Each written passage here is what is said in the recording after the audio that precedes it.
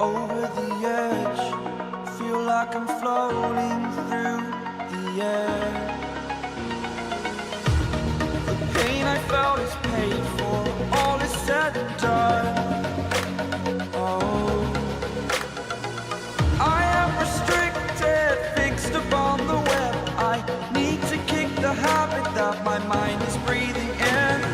Break out, I've got to see. Spent all my life holding all of it closely. I played it innocent, a feel of discontent. I'm finally facing it all, fearless.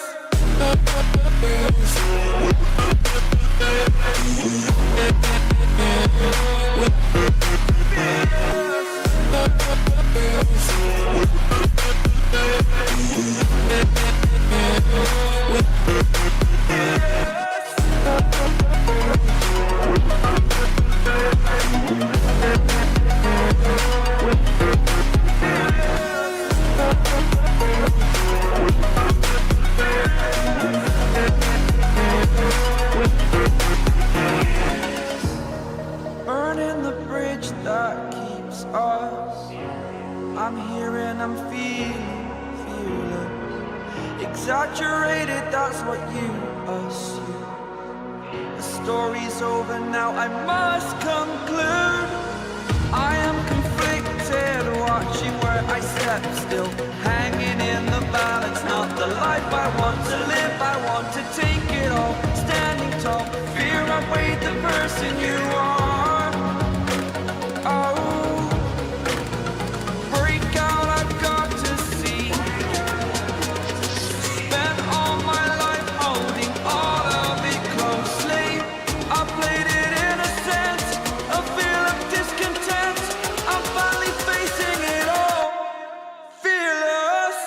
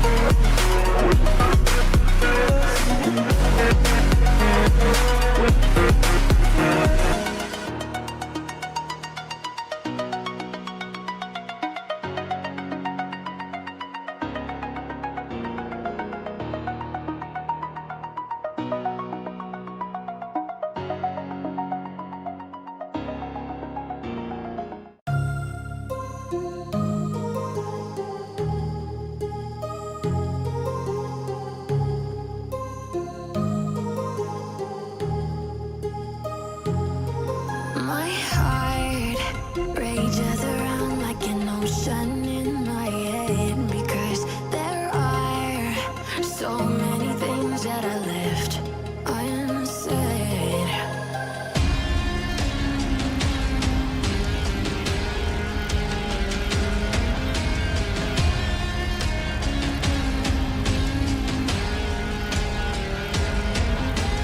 I can almost feel you walking in the distance, but I know that is not reality.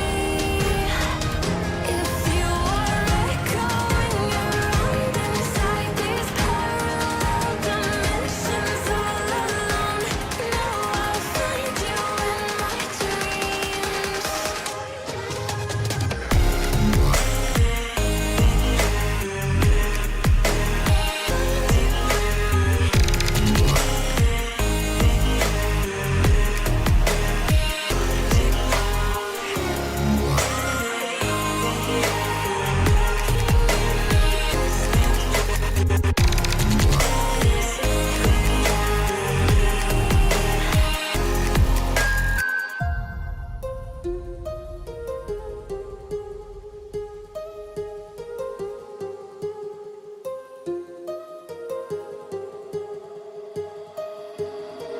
My heart rages around like an ocean in my head.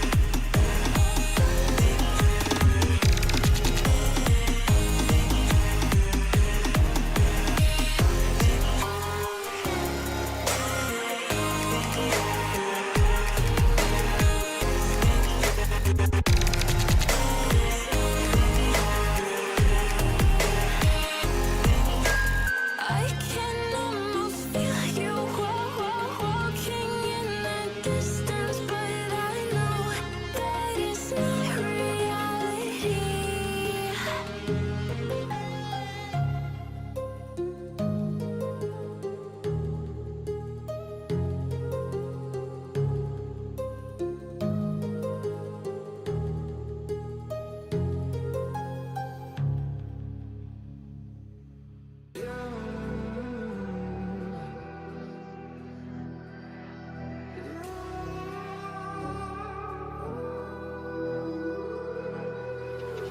There's a distance between us. It's getting hard to reach out. Haven't seen you in seasons, but all I hear is your voice. I know my limits, you can break me down, but I'll stay till the finish line. And I've been counting minutes for quite some time now, just to see you again.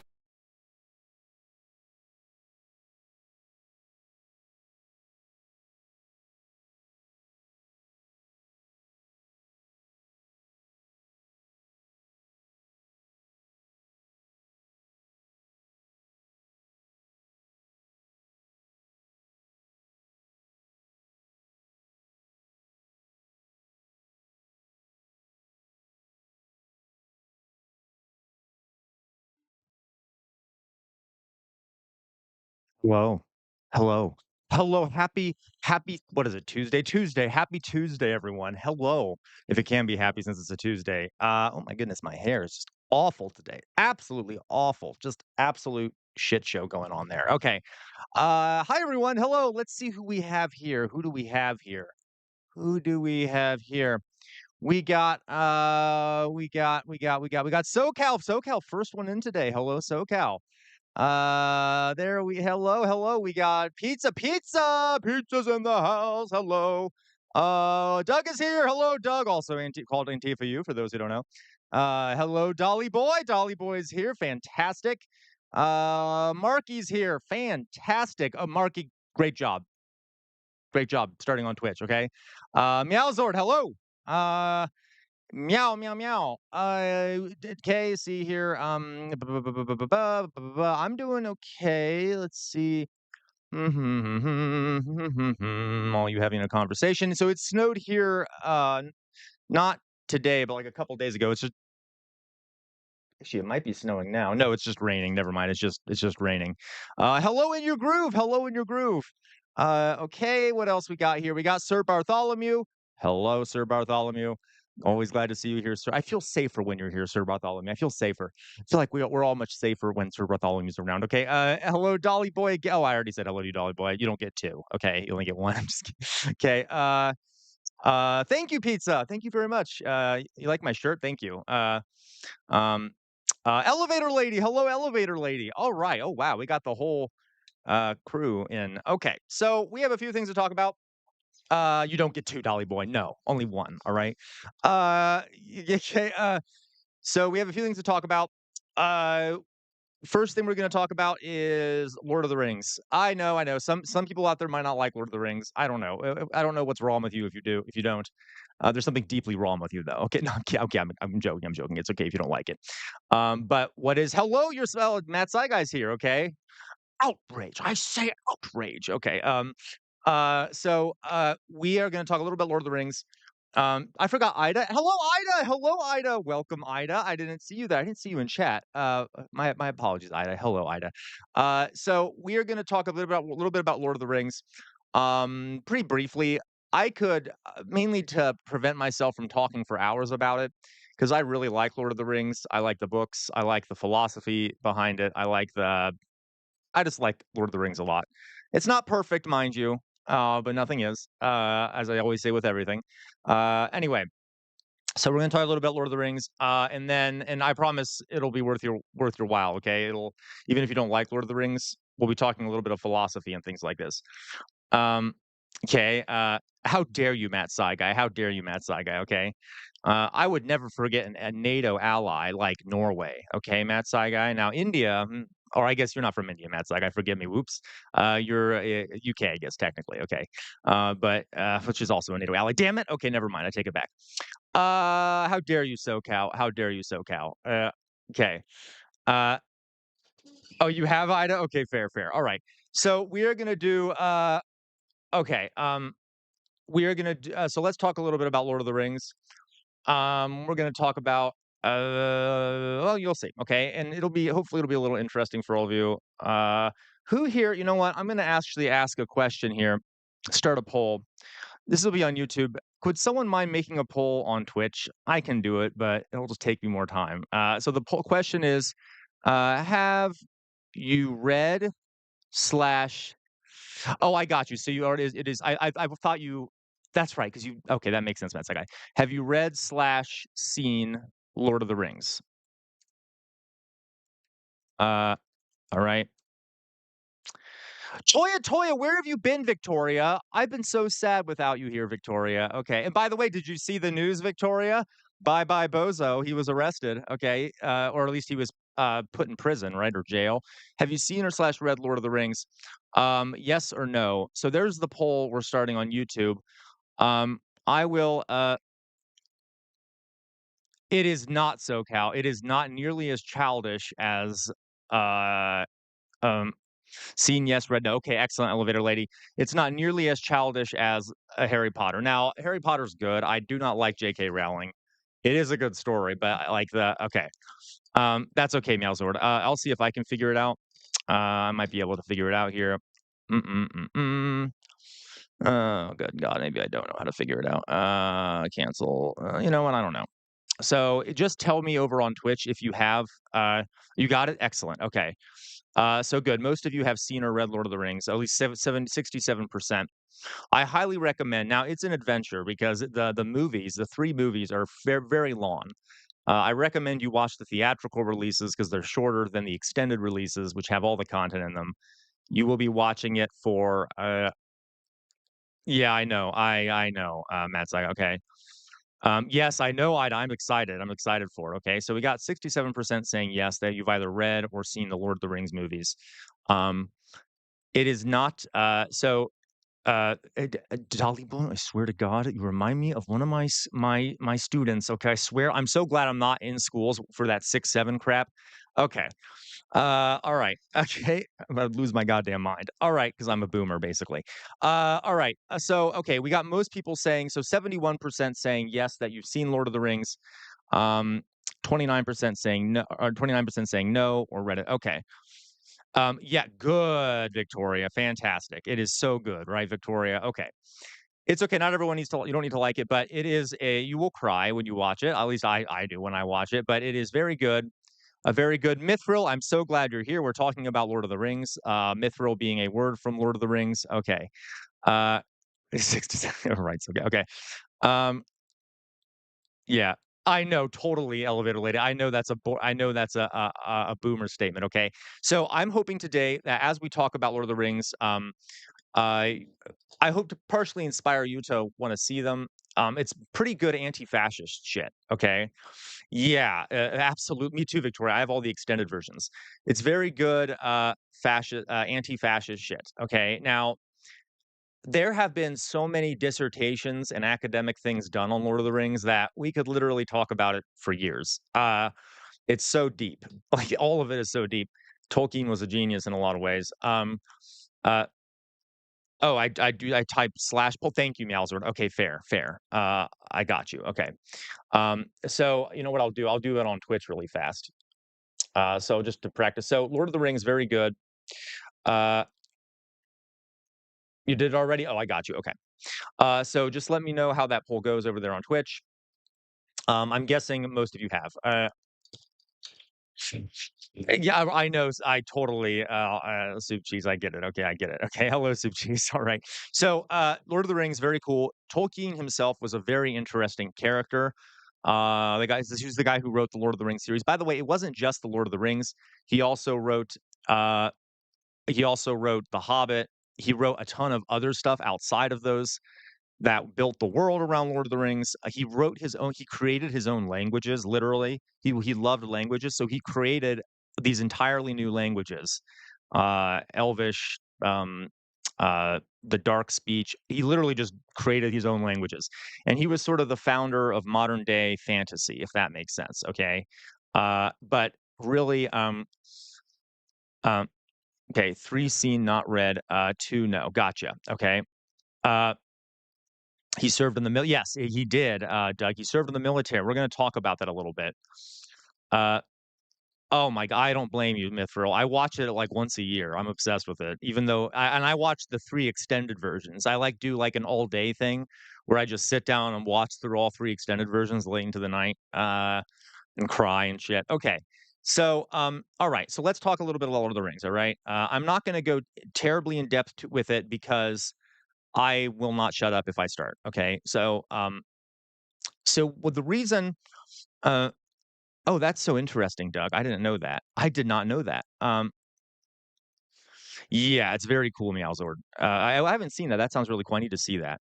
The Morgan Museum. I need to see that. Okay. Or unless maybe it's not there anymore. Okay. So Lord of the Rings. The reason I'm learning about this is because Lord of the Rings was written by Tolkien. Okay.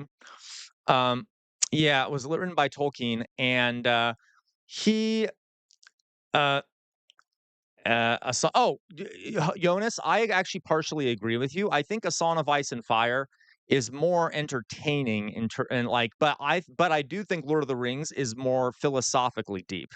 And they're kind of hard to compare because they're two different kinds of fantasy. Lord of the Rings is epic fantasy. A Song of Ice and Fire is what is it called? Dark fantasy, or I guess gray fantasy. They're different, but I do love A Song of Ice and Fire too, Jonas. Okay, all right. So Lord of the Rings. The reason I love Lord of the Rings is it's extremely anti-fascist in a lot of ways. Okay, it's extremely anti-fascist. It's very much against political corruption. It's very much against destroying nature.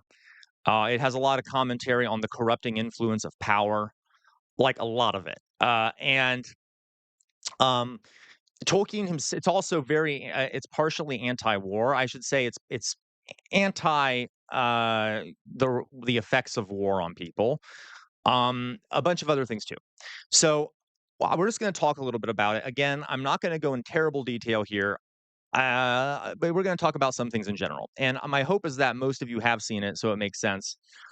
Um, Okay, I know, Jonas. It annoys me to death because Peter Thiel did name his company, folks. What Jonas is referring to, Peter Thiel named his company Palantir, which is the name of something from Lord of the Rings, an evil object, by the way. Okay. Let's continue. Fox Emblem, I would argue that almost every form of fantasy could be criticized as being racist because of all the different racial classifications and things like that. But I still love Lord of the Rings to death. But I'm not. It's not. I don't think it is intentionally racist. I think, well, he was a man of his time. Well, you'll see here. We'll see. Okay, it's complicated. All right. So okay, so let's talk about Tolkien. Tolkien was very much he created a whole mythology for his books. All right, and so I'm going to read to you the opening part of one of his books called the Silmarillion, in which it's kind of like the creation story of the world he built. All right. So I'm going to open this up, and I'm going to actually just read it to you rather than trying to, rather than just telling you about it, because I want you to see how he wrote. We won't watch the whole thing. We will not watch the whole thing. We're not listening to the whole thing. Okay, so I'll read this to you. Well, first, you know what? Let me do this first to make it easier. Okay. Oh, damn it! I just lost my location here. So let me first explain a little bit about what is being talked about here. And I just think it's beautiful, and it also has philosophy in it. So here we go. So the creation. So in the beginning, right? According to Tolkien, in the beginning, there was only one being. Okay, and that being was named Eru Iluvatar. Yes. Yes, it is God. Okay. Tolkien himself was a Christian, of course. That is so cool, Victoria. And some of this is based off Christianity, but it's his own kind of take on things. So there was one god. The name of that god was Eru Iluvatar, which I will just call Eru, so I don't have to say Iluvatar over again. Okay, and then out of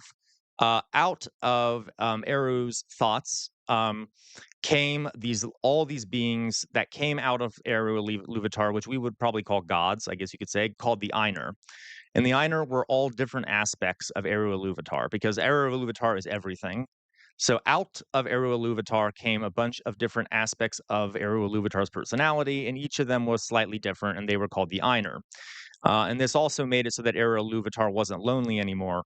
So there's all these gods now below him, or not necessarily below him, but that are aspects of his personality, that their personality doesn't really have a gender, okay? And those are called the Einar. Now, what ends up happening here, okay, is that Eru Iluvatar teaches all these Einar a song, okay? And Tolkien was a very strong believer that music was almost magical. It brings like transcendence to things, which I think is partially true. Like not literally magical, but like it brings transcendence. It makes things sacred. For those that come to the late night streams, you know that like music can be very inspiring and things like that. And so Eru ended up teaching these Einar this beautiful song called "The Music of Creation," or Alundali. Okay, and they each were given a part to sing, and they were not told by. They were not told by Eru Iluvatar. Only Eru Iluvatar knew the whole song. Okay, so he gave each of them parts, didn't tell them what the other parts were, and never really told them what the end result of this song was. He just kind of gave them these songs and had them each play their part. Okay, and that was called the Alundali. Okay, well, amongst the Einar, there was one Einar named Melkor. This guy right here, and Melkor was considered the most powerful of the Einar. And Melkor was not satisfied with the part he was given in this grand symphony, this song, this music of creation. Okay. And Melkor, he thought that the part he was given had limited his ability to fully express himself. Okay. As in, he felt he could add a lot more better things to the overall song than like the notes he was given to sing. All right.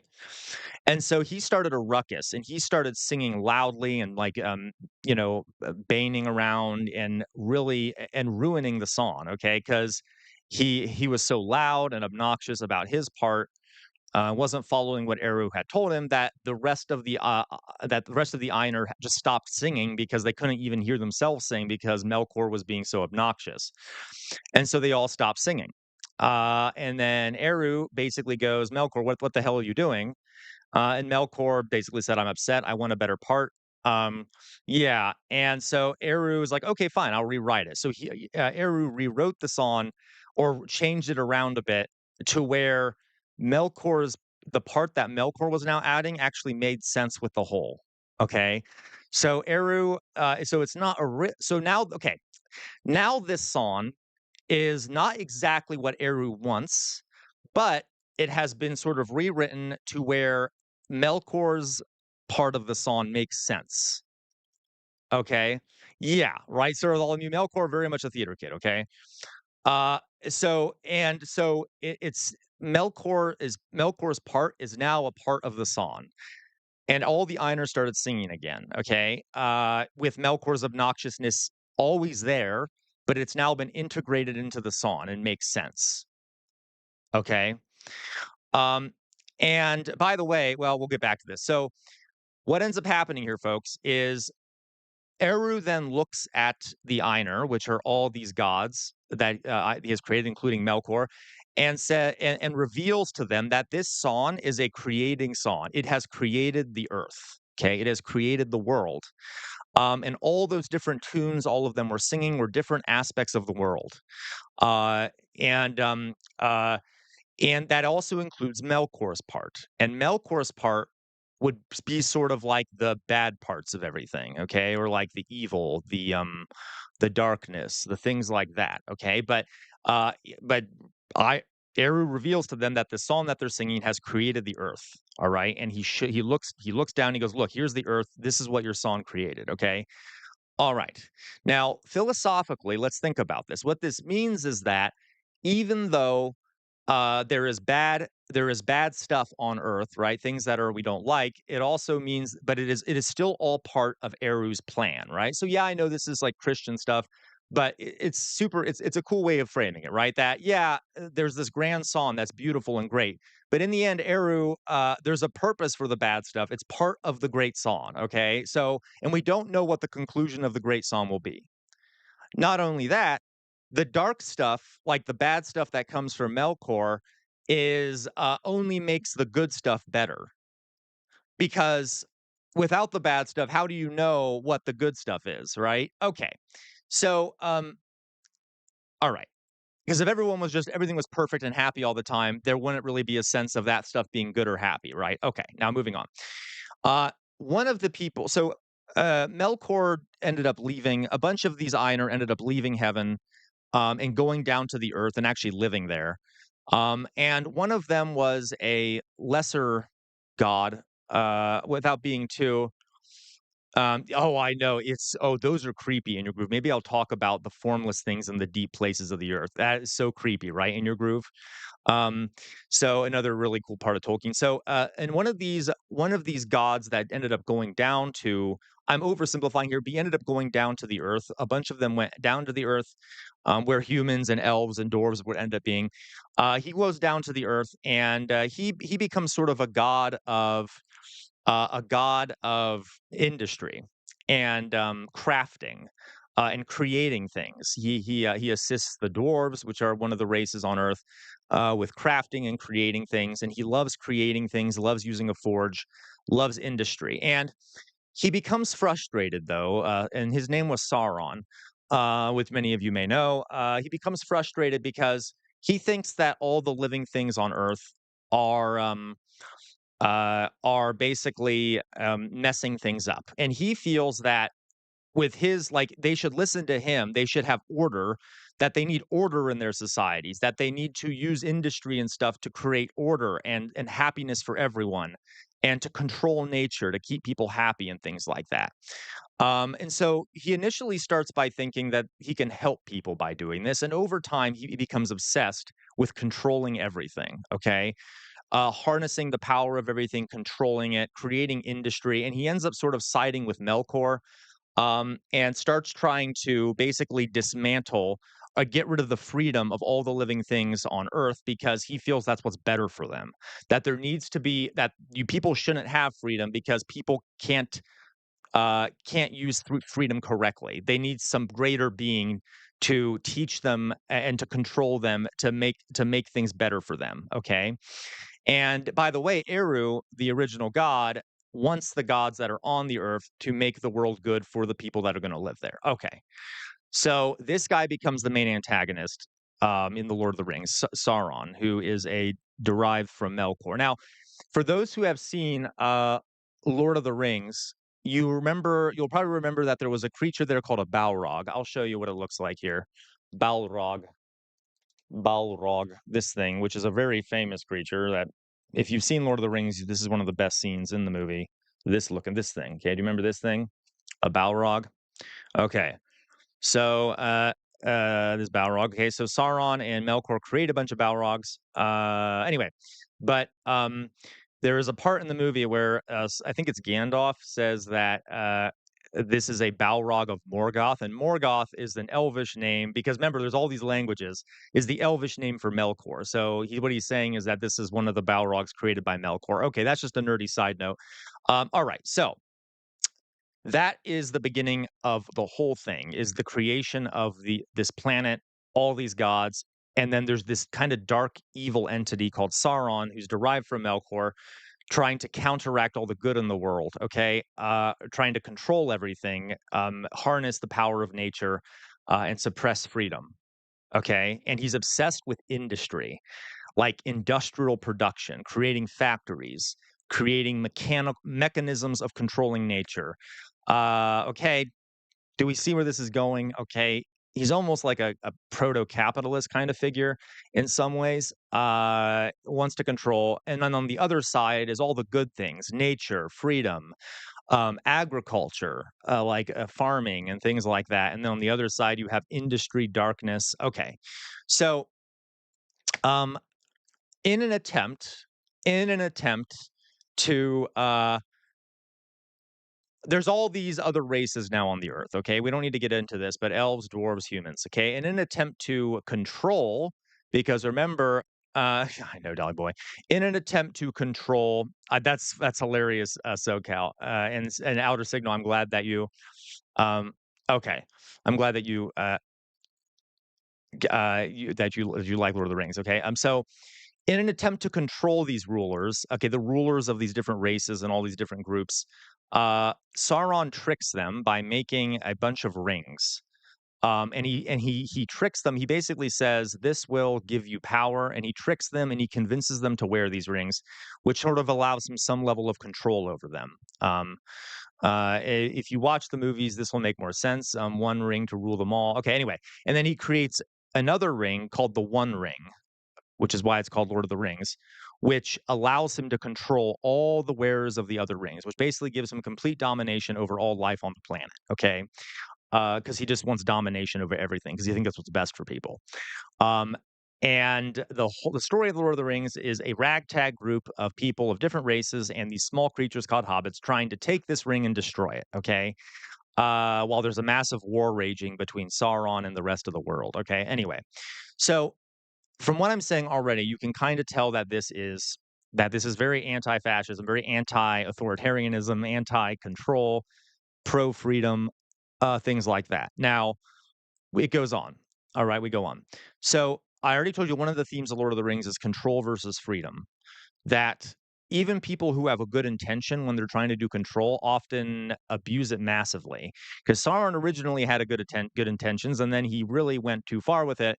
And it's this battle between freedom and control. Um, and in Lord of the Rings, there are things that are partly due to industry and things like that that are good, but they're few and far between. But it's really how you use industry, how you use power and control and like controlling nature. Do you use it in a good way or a bad way? Okay. So, for example, the best, like the really good, the protagonists. Um, okay. The exact right, no, right, right, Matt Saigai. So the protagonists are primarily these 4 guys who are hobbits. They're these little tiny creatures that live in holes in the ground, okay?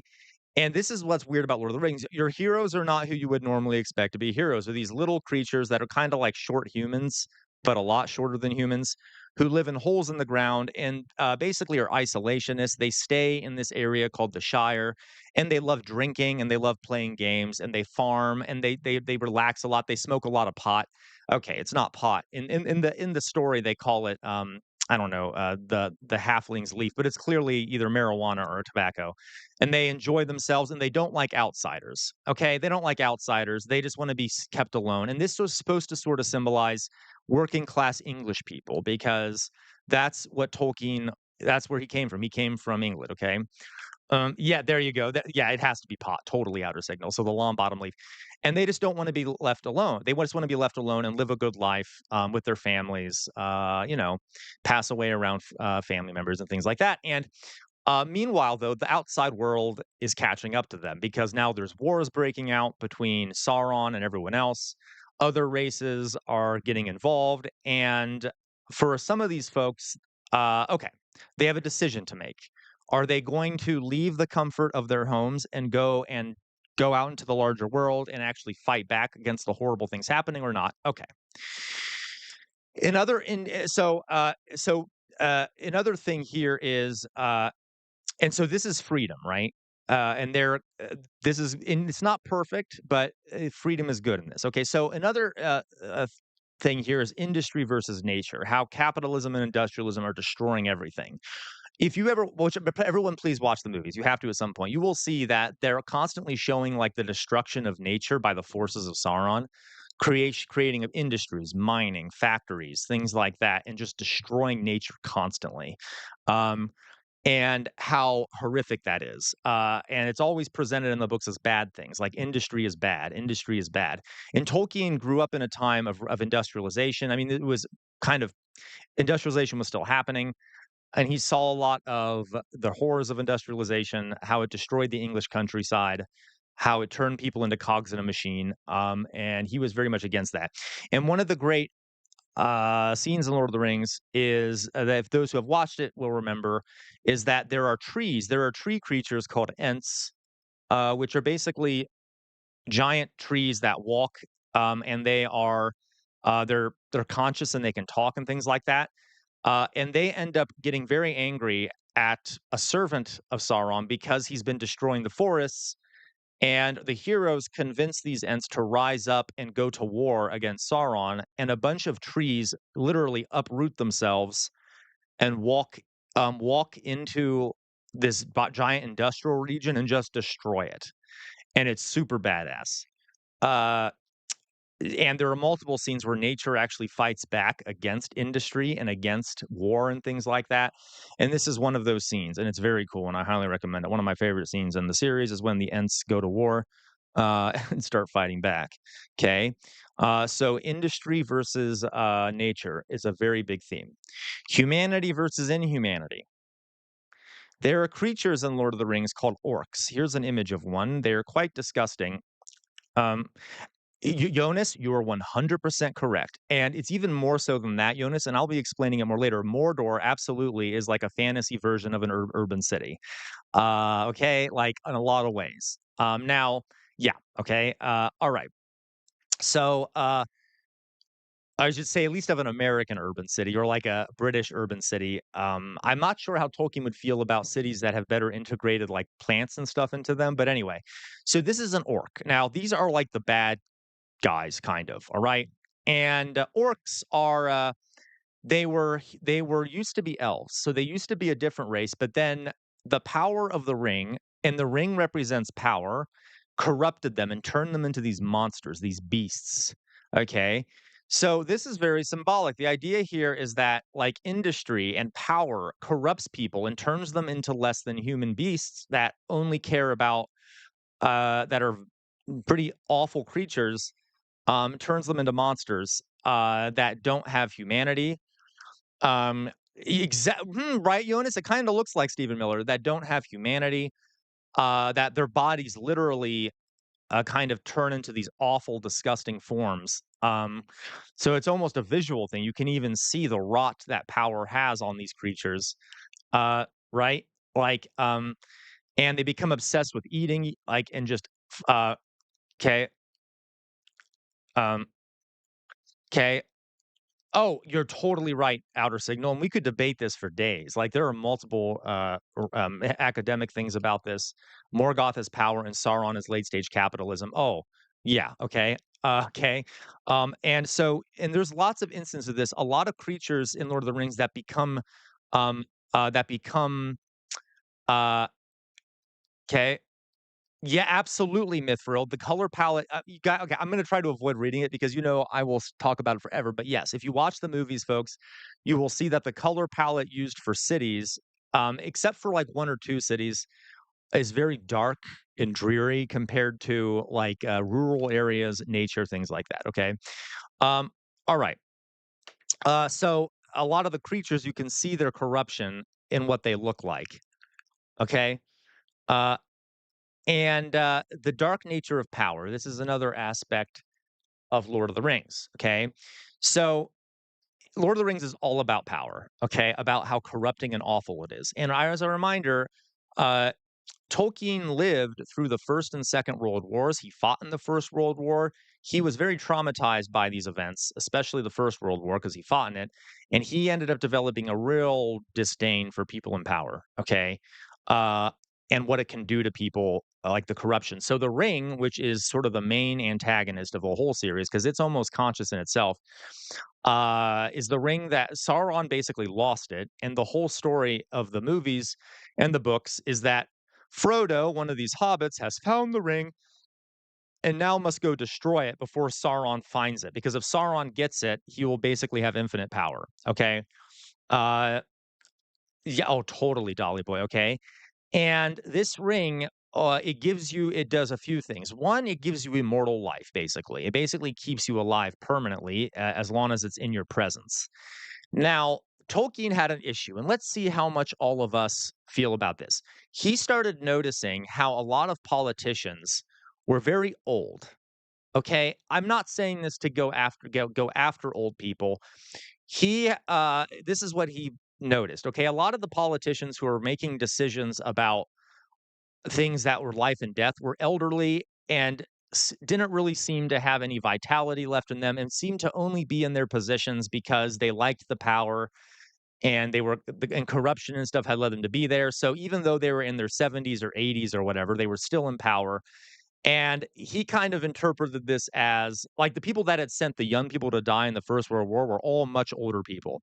So okay, and so the idea that the ring, which represents power, makes people old or makes them live longer than they should, because the people who have the ring are so obsessed with keeping the power they won't even die.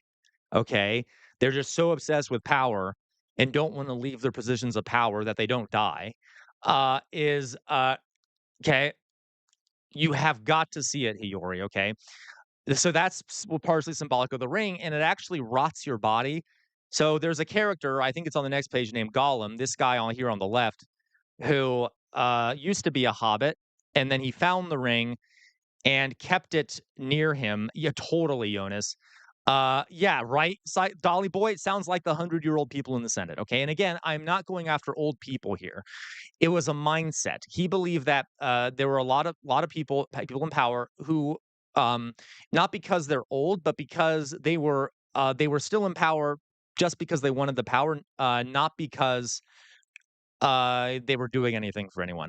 And so the guy here on the right, his name is Smeagol, found this ring, and then over the years, it turned him into this creature on the left named Gollum. Um, okay. Uh, they are both SoCal. You can watch them separately. So you can the Hobbit movies aren't that great. I mean, they're okay. Um, yeah, okay, exactly. Mitch McConnell jump scare. Okay. Uh, um, okay, they fair Trump fail. Okay. So they're separate, but they also like the Hobbit ties in a lot to Lord of the Rings. But you don't need they're completely separate though. You don't have to see one, but or read one or watch one before the other. Okay. But the Hobbit movies are pretty bad. I mean, they're not bad. They didn't win any awards. Let's put it that way, compared to the Lord of the Rings series, which are considered some of the best movies ever made. Okay, so it corrupts you. Power corrupts you. It literally alters you, and it keeps you alive for longer. Something else that the ring does, folks. Um, something else that a ring does is it makes you um you become addicted to it. Okay. You become absolutely addicted to it. You don't want to be without it. You start caring only about the ring. You basically remember it represents power. You start caring only about power. You might start being cruel to your friends and your family for the sake of having this ring. You might isolate yourself. Okay. You might isolate yourself and just be obsessed and keep with your power. Uh, Yeah, exactly, Jonas. Like it is very much. You can see here and at the same time, the ring also um has a will of its own, so you can't always really control it. It might try to convince you to do things for the sake of itself. Uh, okay. Um, and at the same time, as I said previously, Sauron is constantly trying to find the ring and the ring wants to be found. So, and Sauron representing war, authoritarianism, and control, eventually, if we keep having this ring go around, this unaccountable power, we're going to have a situation where there's an authoritarian, there's going to be war, there's going to be complete control over society. Do you see what I mean? Okay. Um, lastly, here, uh, the importance of everyday resistance by little people. I don't mean little people as in the word we use for people, who have the genetic condition. I mean little people as in not the wealthy and the elites. Okay, the importance of everyday resistance. These are the three main the three probably the most heroic characters. There's also another one named Aragorn, and they are hobbits. They are small little creatures that are very short. They are normal people. They start off the series smoking, drinking. One of them is trying to go after a girl that he likes. They live on farms. Basically, they have never left their houses. They have a very small community. They're regular people. And Frodo, unfortunately, without going into too much detail here, finds the ring, the One Ring, and suddenly he is now responsible for it, and they have to decide to go on this quest to destroy power, to destroy the ring. And these are just three regular little hobbits who are literally small physically and are having to fight against things like dragons and stuff like that. Um, it is Hiyori. This is complicated. I suppose Hiyori that the one main character would be Frodo, but some would argue Sam is the main character.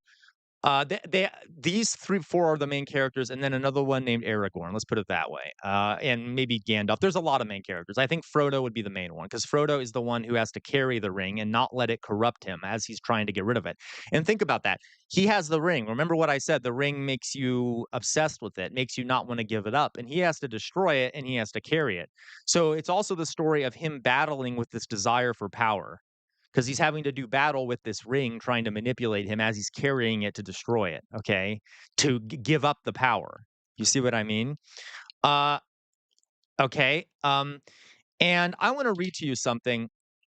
So, these 4 little people are the ones who have to resist what the elites and the powerful and Sauron are doing, and they're ultimately the ones that are just going to decide the fate of Middle Earth of everyone.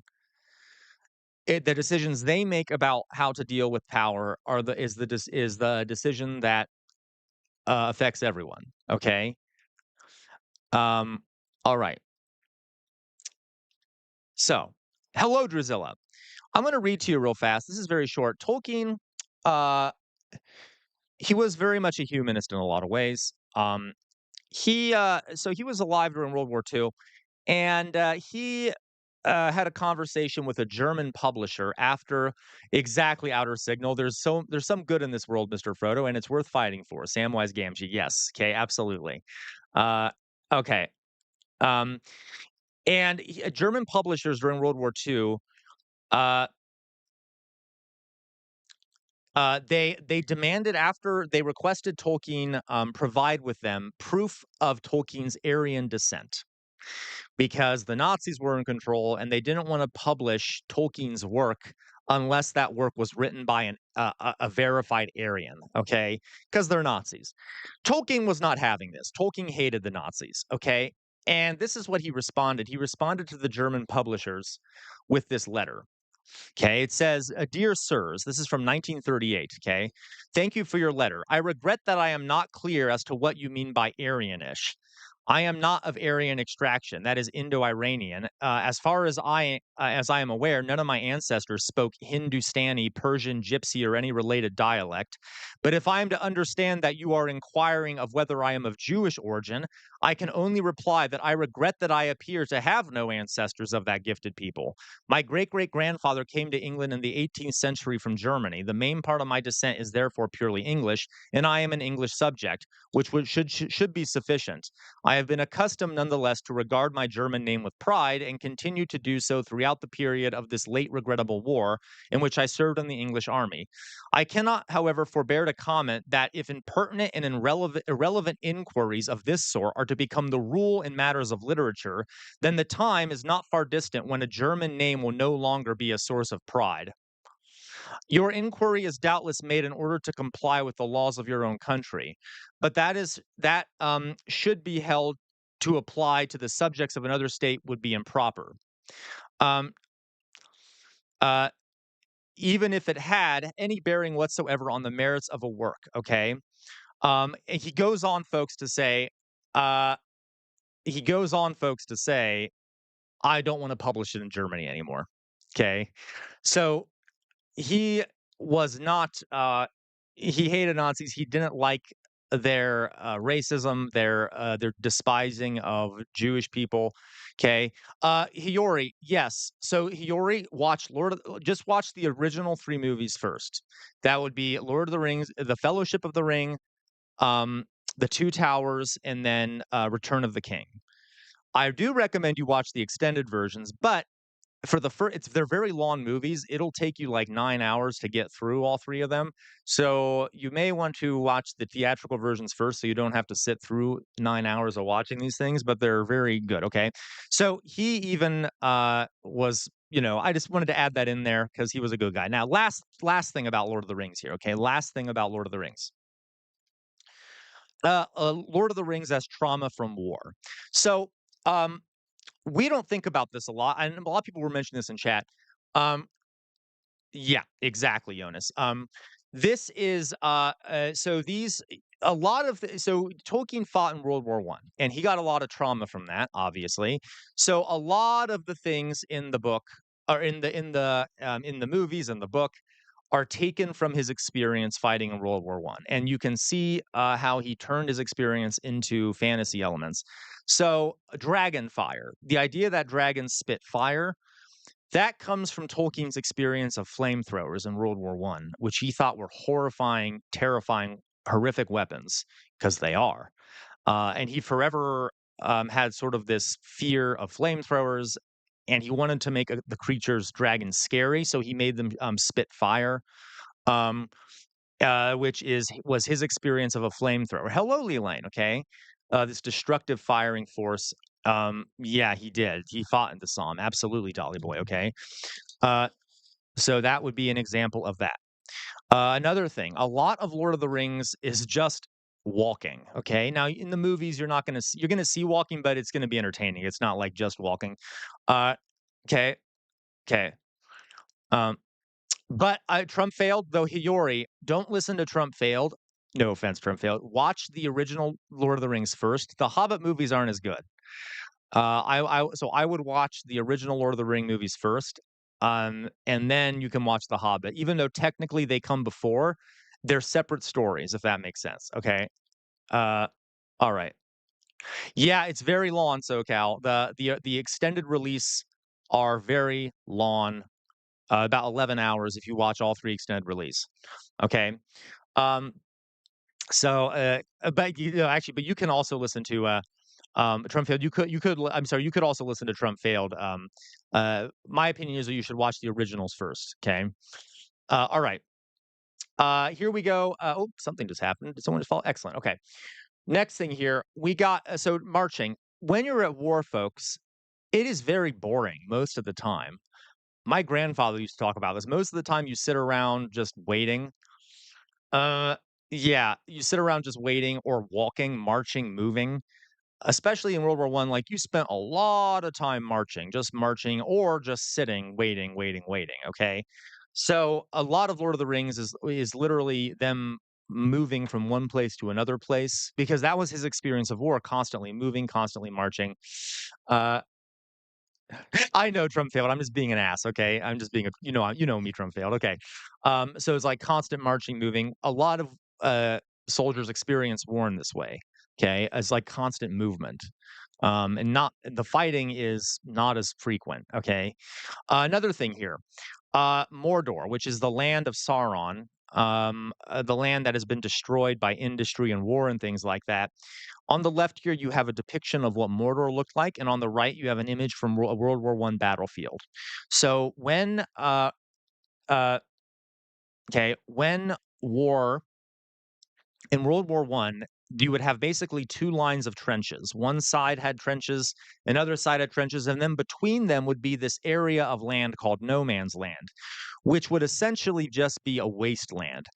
There would be stripped trees there, giant holes in the ground where artillery had exploded, barbed wire, unexploded mines, things like that. Like it's horrific. You can even that's what it looks like on the right there. It's just a wasteland. Okay. Um, and by the way, even today, like if you go to the battlefield of Verdun, which is was one of the bloodiest battles in the First World War, when it rains, occasionally little bits of bone will come up through the soil. Okay, little bits of bone will come up through the soil because it's not an exaggeration to say that the World War One was a meat grinder because so many young men were literally blown to pieces and destroyed by artillery shells that they were turned into a powder, essentially. I know that's gross. It's true. And so at the Verdun battlefield and other World War One battlefields, oftentimes the keepers of those sites will have to go around after heavy rains and pick up pieces of bone fragments that are coming up through the soil after it rains. Um, so no man's land horrific. And that's what Mordor, which is the land of horror, um, is supposed to be based off of. I remember once reading. Okay. Yeah, get the theatrical versions, not the extended versions, but, for the first part. I remember reading I was actually reading some World War One soldier journals. This was a German one. Um, 'Kay, this was a German journal, but there was a German soldier, standing next to one of his friends in the trenches, and, there was an explosion nearby, and he turned around, and all that was left of his friend was a bloody puddle. Um, so this war, absolutely horrific. Okay, I don't know what else to say, but anyway, and this is that's what Tolkien was remembering when he thought about Mordor. All right. Another thing here, the ghosts as Americans. The ghosts as Americans. So as in most wars, as in a lot of wars, I should say. Well, not most wars. In some of the wars that America got involved in, we come in near the end. Okay, World War One and World War Two, we kind of came in later. Right? It totally, Jonas. It is hellish. I would argue that that was one of the worst wars to ever have to fight in. Would have been World War One, especially if you were engaged in trench warfare. Horrific. Okay, so Ghost as Americans. So we came in near the end of World War One. The Americans did, and France was sort of on the verge of collapse. This is debated historically, and the American forces came in and kind of helped pump up yeah, totally, Dolly Boy, and kind of help pump up the, French forces, to allow them to prevent the Germans from succeeding, essentially. And, from Tolkien's perspective, um, so he wrote in these characters, these ghosts in, Lord of the Rings that kind of end up saving the day at the end. They come sweeping in at the last moment and destroy without giving anything away, and basically help the good guys win, okay? And for those who haven't thought about this, who do know about Lord of the Rings, I want you to think about it. Remember, these ghosts originally betrayed the last king of Gondor, and were exiled. Uh, and now they are coming back to fulfill their oath after they betrayed the king of Gondor. What are Americans? Did they not abandon the British Empire and betray them and form their own country? And now they are sort of coming back to Europe to help. Uh, okay, um, so the Americans are represented by these ghosts essentially that come back and sort of save the day in the end. Okay, all right. But anyway, uh, so there you go. Okay, a couple more things here. The wounding of Frodo. Frodo gets wounded. There's a lot of like injury and wounding and stuff in Lord of the Rings. There's a lot of things like that. That has to do with World War One, all the injuries he saw. Okay, another thing here. Without giving anything away for those who haven't seen it. Basically, Frodo, a lot of the folks, the main characters, end up having very severe trauma from all they went through trying to destroy the ring. And it results in basically permanent damage.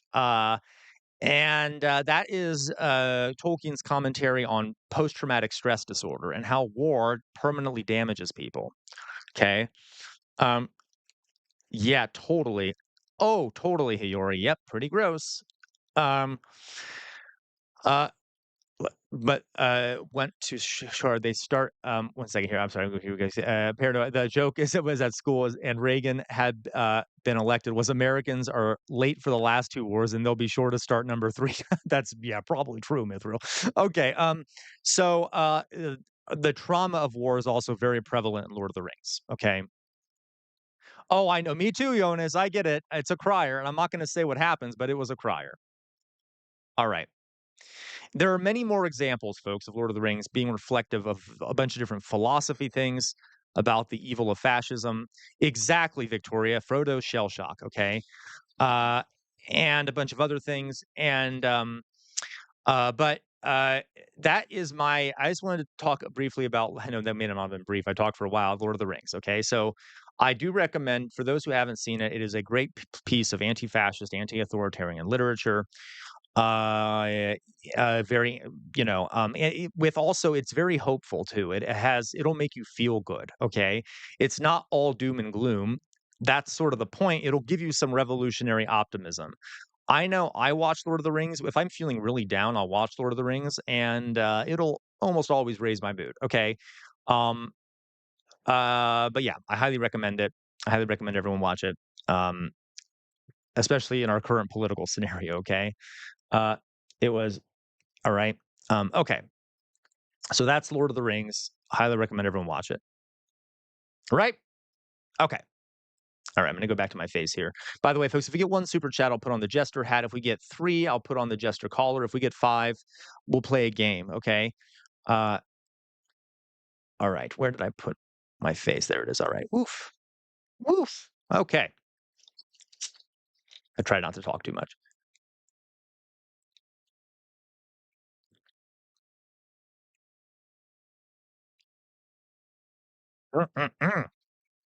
All right. And for those who have seen it, I'm sure you could. I like. There's so many more things I could talk about, but I'm trying to contain myself. Okay. All right. Uh, okay. You know what? I said I would read to you that opening part, but I'm not going to now because I just realized I don't really have time for that. But I do. Or look, he is a very good writer. All right. So what should we do now, folks? I have some ideas. Um, I wanted to. There's been some weird stuff happening. Hello, Alyssa. Okay, there's been some weird stuff happening, sort of in the news. I know that, but the one of the main things. There was a video that someone posted on. Uh, oh, absolutely, Matthew Musgrave. I agree. I would argue that it is probably one of the best movie soundtracks of all time. Thank you, guys. Okay, thank you, Matt Sci Guy, and thank you, Dolly Boy. So that'll be 2. If we get one more, we'll put on the collar. But now we get the hat. Thank you, guys. Boop. All right. All right. By the way, is Doug still here? You still here, Doug? So my video, my Ren video is actually blowing up now, so that's good. I mean, blowing up as in it's going above average, which is nice. Um, you like the Hobbit movies, Alyssa? Excellent. So trying to see if, yep, it's going. It's rising quickly. Yay! All right. I just wanted to because Doug is the one that recommended I react to Ren, so that's why I just wanted him to know that it's doing very well. Okay. So guys, there. Let me put the scene up. There was a great convo happening in Discord. Okay, about a theory. Where'd it go? Am I blind? Here it is. About a theory. That from the 70s that is still debated today. Uh, right? Yeah, totally. It's actually up to 2000 now, Doug. Okay. Um, so me too, Dolly Boy. I love the animation. Thank you for the thank you for pandering to me, Dolly Boy, with the gay flags. I know. Me too. Me too, Jonas. Me too. Okay. Um, so if I don't know if Meowzord is here. Meowzord and Robert were talking in Discord about a theory called the bicameral mind. This is a very short video. I think it's like 7 minutes. And before we watch it, so the guy that we're not, I'm gonna do I will definitely do. Let's have a kiki. Damn it, what's the rest of those lyrics? Let's have a kiki. Lock the door. Okay, thank you very much, SoCal. I will put on the collar. Oh, I just knocked it down. I know, Dolly Boy. That's why I said it. Okay.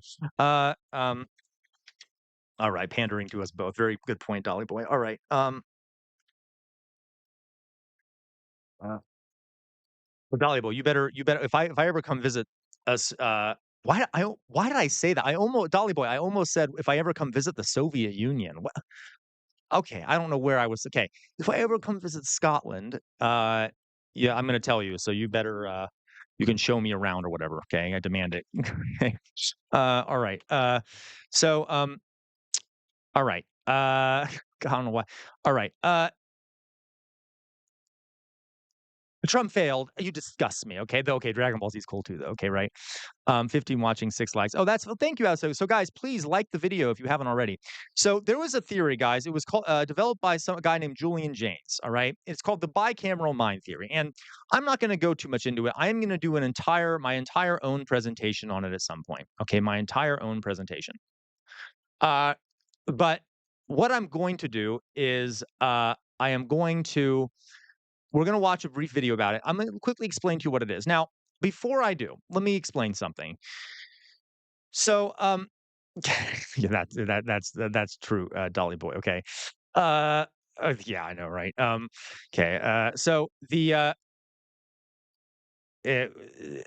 housing and yes. Oh, yeah. Oh, absolutely. And you too, of course, Smith. Rona Louise is here, right? I know I'm kind of taking advantage of all of you. I'm like, hey, if I ever visit, at least I have places I can stay, right, guys? Right? Okay. Anyway, for the sake of saving money. Okay. But I also like staying with with locals, literally, because I don't like feeling like a tourist when I visit places. Anyway. Okay. So all right. So the theory of the bicameral mind. First, okay, I'm getting really off track here. Let me start over. So you have to understand.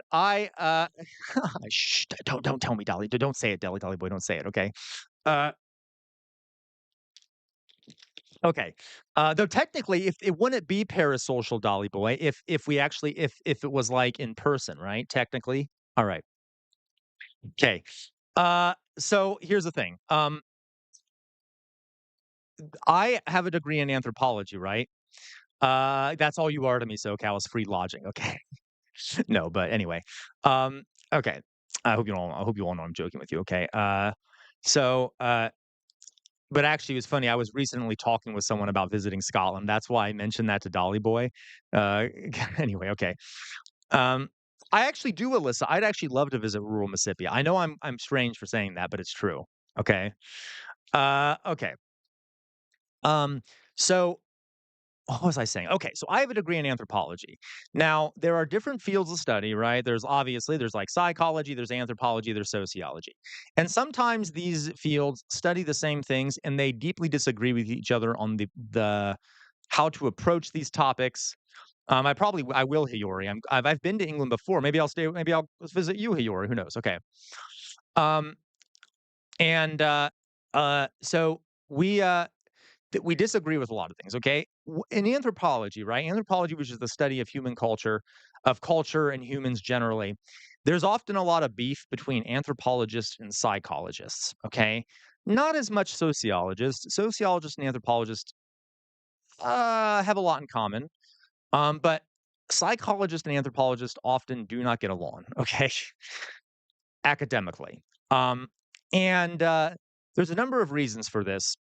Uh, One of the things is that anthropologists think that psychologists are ethnocentric, that they try to lump all humans together without taking into account culture. So they will like do studies, like let's say you do a study within the United States, they will then assume that that study implicates all human beings across the planet, as opposed to just Americans because of certain cultural beliefs or things like that. There's conflicts between the groups. Okay, okay. There's definitely conflicts between the groups. Okay. And this theory was done by a psychologist. Okay, the bicameral mind theory, and the bicameral mind theory basically states that thousands of years ago, human beings actually spontaneously developed consciousness because of their culture and their language. So, okay, I was hoping for a "how dare you," and you got a "disgust me." There you go. Hey, there you go. Yeah, Trump failed. You disgust me. Okay, here we go. All right. And bicameral mind theory states the following: that our brains are divided into two halves. You have the left hemisphere and the right hemisphere. That human beings originally would experience thoughts from one side of their brain that would literally sound like they were being spoken to by a god by the other side of the brain, and that's how human beings knew what to do. They would experience one half of their brain talking to the other half as a voice in their heads, like a god coming out of nowhere. All right, and Julian James did a very large study where he looked at a bunch of ancient literature and things like that, and showed that a lot of ancient literature and texts and things like that talk a lot about people doing things based off what gods are telling them. And we know that, for example, people with schizophrenia who have hallucinations will often, the right side of their brain will activate, which will trigger things on the left side of the brain, which are perceived as like hallucinations or seeing things or hearing things. Okay. And it's a super interesting theory. All right. And there's a lot to commend in it. And basically, Julian James said that human beings about about 2000 BC, basically were able to suppress that part of their brains that was making them hear voices by through culture and language and writing and things like that. Now I'm oversimplifying, um, but this is uh, um, this is a video on it briefly. I like Julian James' theory. I think it's super interesting. I have complaints about it.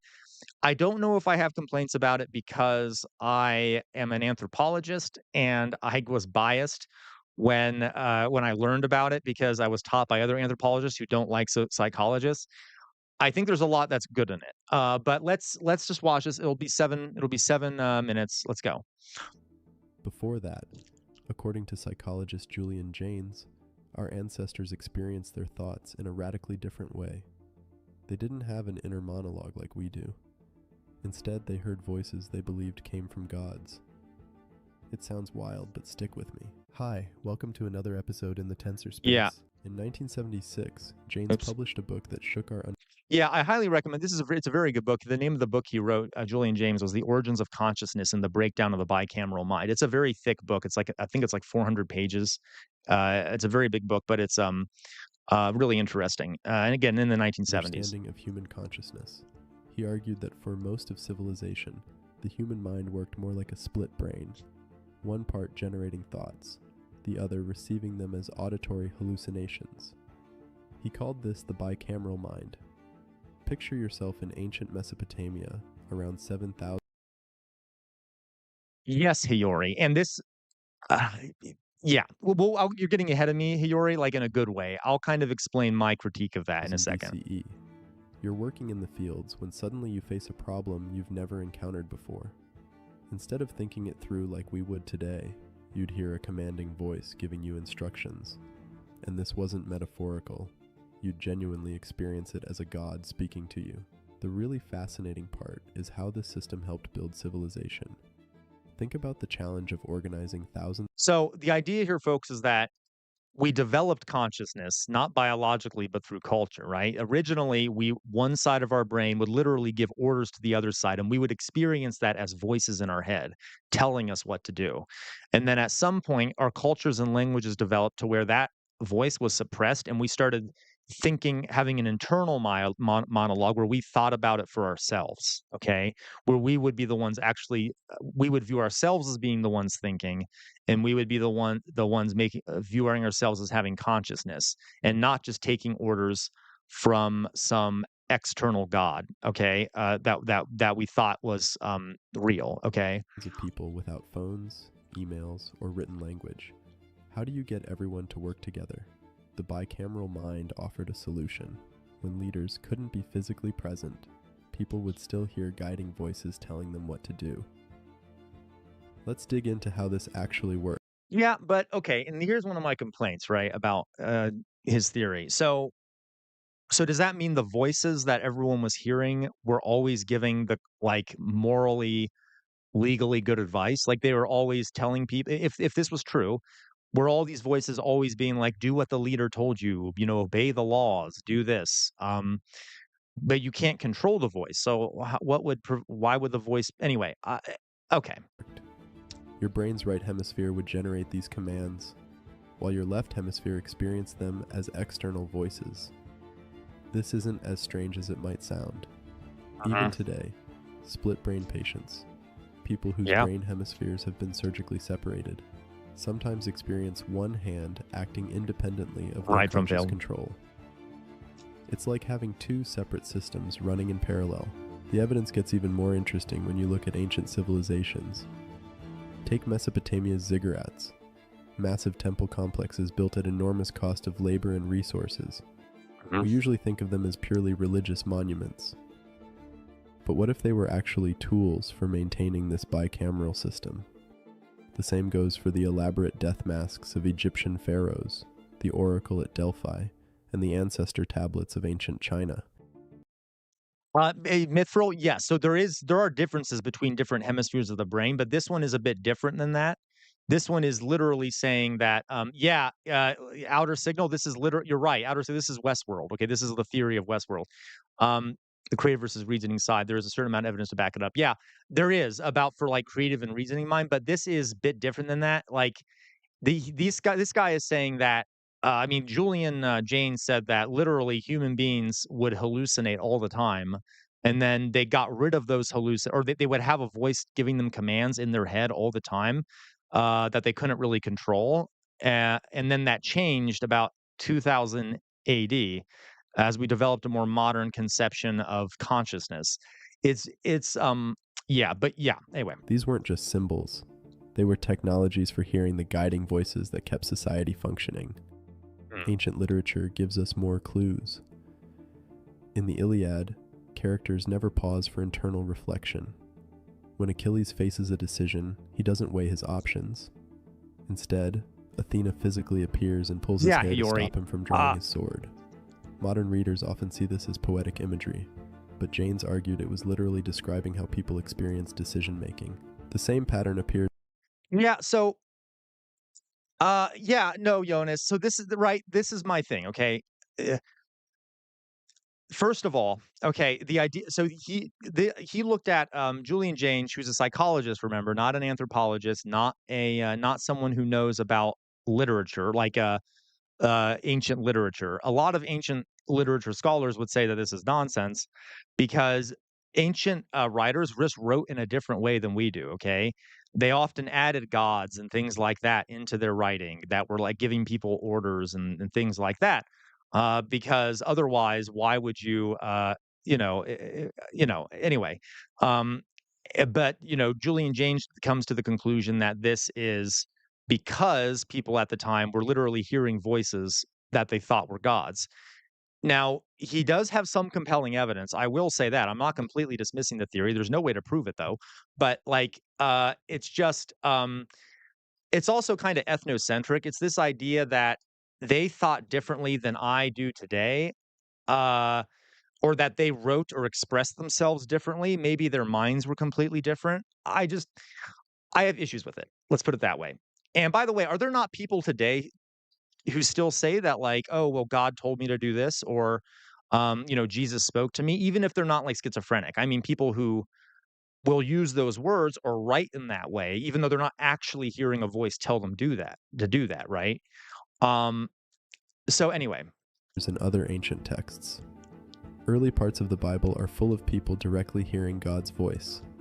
But in later books, prophets start complaining that God has become silent. According to Jaynes, this wasn't just a theological shift. It was documenting the breakdown of the bicameral mind. This breakdown happened around 2000 BCE, and it wasn't peaceful. As societies grew more complex, the old system started failing.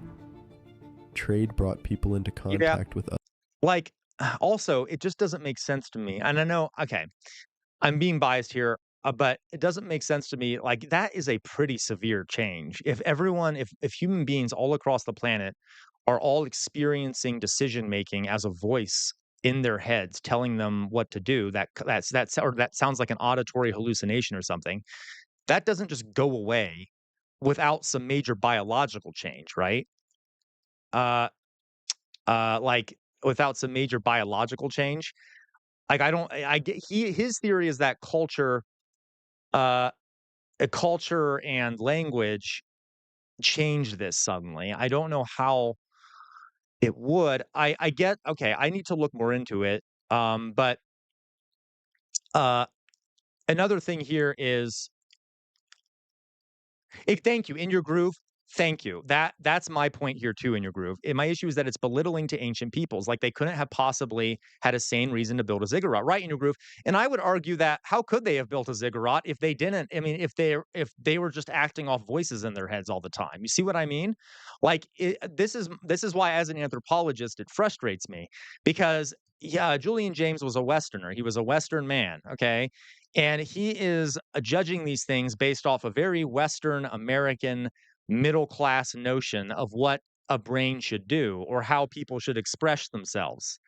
Yeah, right, Dolly Boy. So I yeah, it's a mess. So, but okay. I will say this theory is taken seriously in a lot of circles, even academic circles. Totally in your groove. And so because he does have a lot of good evidence for it, I'm not downplaying. He has a lot of good evidence. It might be circumstantial, but I think the critiques are more are very relevant. Okay, you can find some really good academics who actually agree with him, but okay, we'll continue. Others who heard different gods. Writing created new ways of storing and transmitting information. Wars forced people to adapt quickly to novel situations. The voices that had guided humans for thousands of years began falling silent. Imagine the chaos this would cause. It's like if the internet suddenly disappeared today. Our whole way of organizing society would break down. Ancient people responded by desperately trying to maintain Also, think about how negative of a view of that is of humans, that without a voice in their heads telling them what to do that's right or wrong, everything's just going to fall apart, right? That doesn't make any sense to me. That doesn't make any sense to me. Like anyway, you see what I mean? Okay. contact with their gods. They built bigger temples, created more elaborate rituals, and consulted oracles. But gradually, a new form of consciousness emerged, the internal mind space we all experience today. You can actually trace this transformation through ancient writings. Earlier texts show no evidence of introspection or internal thought. Characters simply act or respond to divine voices. But later texts start showing signs of inner reflection. By the time of ancient Greece's Golden Age, you get philosophers like Plato explicitly discussing the nature of thought and consciousness. Modern neuroscience has found some fascinating parallels to James's. Yeah. So, but again, like, this is a very particular perspective here, right? The ancient Greeks and stuff, they developed this new way of writing, thinking, and stuff like that. So here's my question. If it is true that ancient humans had this bicameral mind thing going, and that through cultural changes and language changes, that bicameral mind disappear and they developed what quote unquote consciousness, doesn't that mean that if someone, for example, lived in an isolated tribe in the middle of the Amazon rainforest, we should, once we meet that tribe, they should still be hearing voices that they're taking orders from, right? Right? I mean, now that I think about it, if this comes from culture and language that I guess spread across the world, this development of consciousness, doesn't that imply that like an isolated tribe in the Amazon rainforest would not have developed quote unquote consciousness and would still be hearing voices? Yet I am very unaware of that being the case. I have not heard of any uncontacted tribe being found to be listening to voices. So, okay. Theory. Studies of auditory hallucinations show they often activate the same brain regions involved in normal speech processing. Yeah. People who hear voices often report them coming from specific locations in space, just like regular sounds. And research on split brain patients has revealed just how separately our brain hemispheres can operate. But here's where things get really interesting. You're scared to what, Mad Saga? Some researchers think we might be experiencing another transformation in consciousness right now. We're increasingly relying on artificial intelligence for guidance and decision making. Yeah, those are going to become the voices in our heads. Right, Grok? When you ask Siri for directions, or let Netflix choose your next show, you're essentially consulting an external oracle. The voices aren't coming from gods anymore, but from algorithms. This might sound concerning, but remember, consciousness has already gone through at least one major transformation. The inner voice you consider you emerged from an earlier way of thinking that would seem completely alien to us now. And that earlier system wasn't primitive or stupid. It built the pyramids, created the first cities, and laid the foundations for all human civilization. A lot of scientists disagree with James's theory, and for good reason. It's incredibly hard to prove how ancient people experienced their own thoughts, but even if he wasn't right about it. Yeah, so, okay, the thing also, too, is unprovable, right? That's another thing about Siri. Like, we can't go back and see if people were hallucinating stuff. So it's an utterly unprovable theory. I also just think, I don't know. I don't know. Okay. Everything.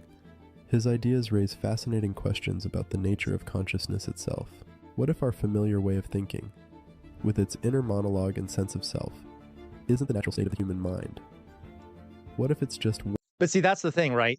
He's implying that how do we know if this was happening? The only way, the evidence he uses is writing from the time, writing, art, and religious practices from ancient times. That is not an analysis of a person's internal state. Okay, it just isn't. A language, writing, religious practices are representations of how a person thinks. They are not exactly how a person thinks, if that makes sense. So, okay, and different places, people, cultures have different representations of the world outside of them, have different ways of dealing with these things. There is okay.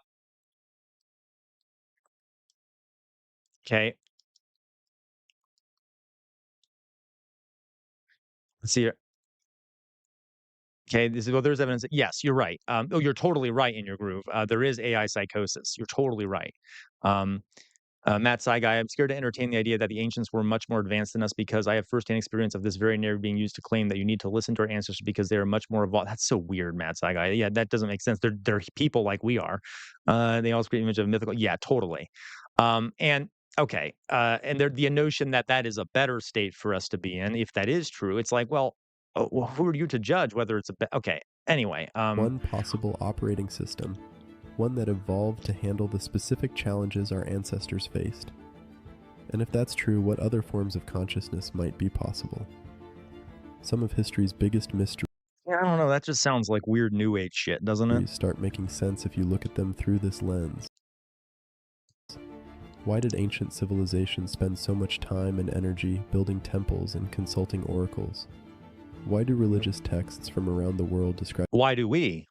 So here's the other thing too. These practices that these ancient peoples engaged in, we still engage in them. We just don't call them ancient peoples practices, right? We build a temple to we build a mall, which is like a temple to capitalism, essentially. Or whatever, okay? And then we claim that it's for economic things, even though it's also kind of a worshiping of consumerism. Or like we engage in religious rituals that we might not say are religious because it's not the same content as like what the other people did. Or like we engage in rituals of sacrifice, don't we?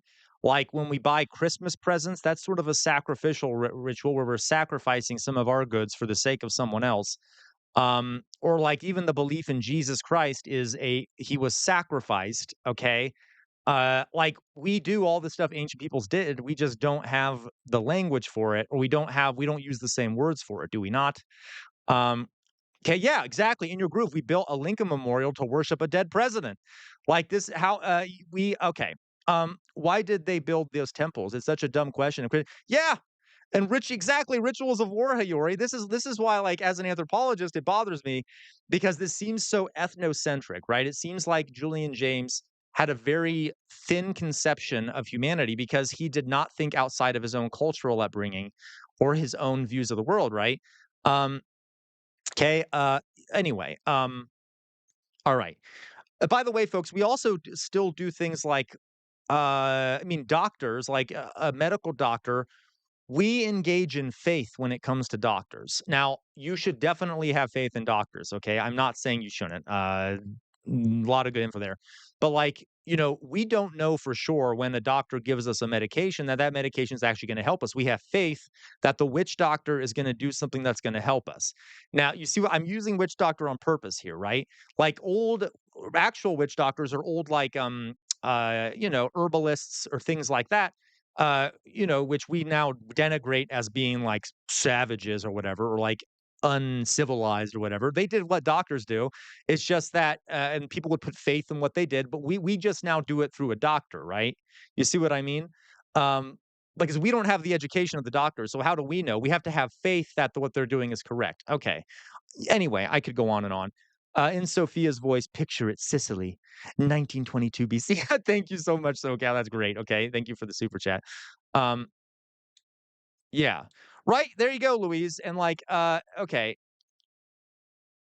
let's see here. Oh, Mithril, that looks great. The Trafford Central. Of Let me a God second here. speaking directly to humans. I'm gonna look it up here. One Why second, did so paranormal. many ancient cultures practice divination and prophecy? They might not have been just superstitious. They might have been responding to a fundamentally different way of experiencing reality. Okay, but see, okay, I'm like, all right, though, all right. You know what? I'm gonna find it here. Trafford Center. Um,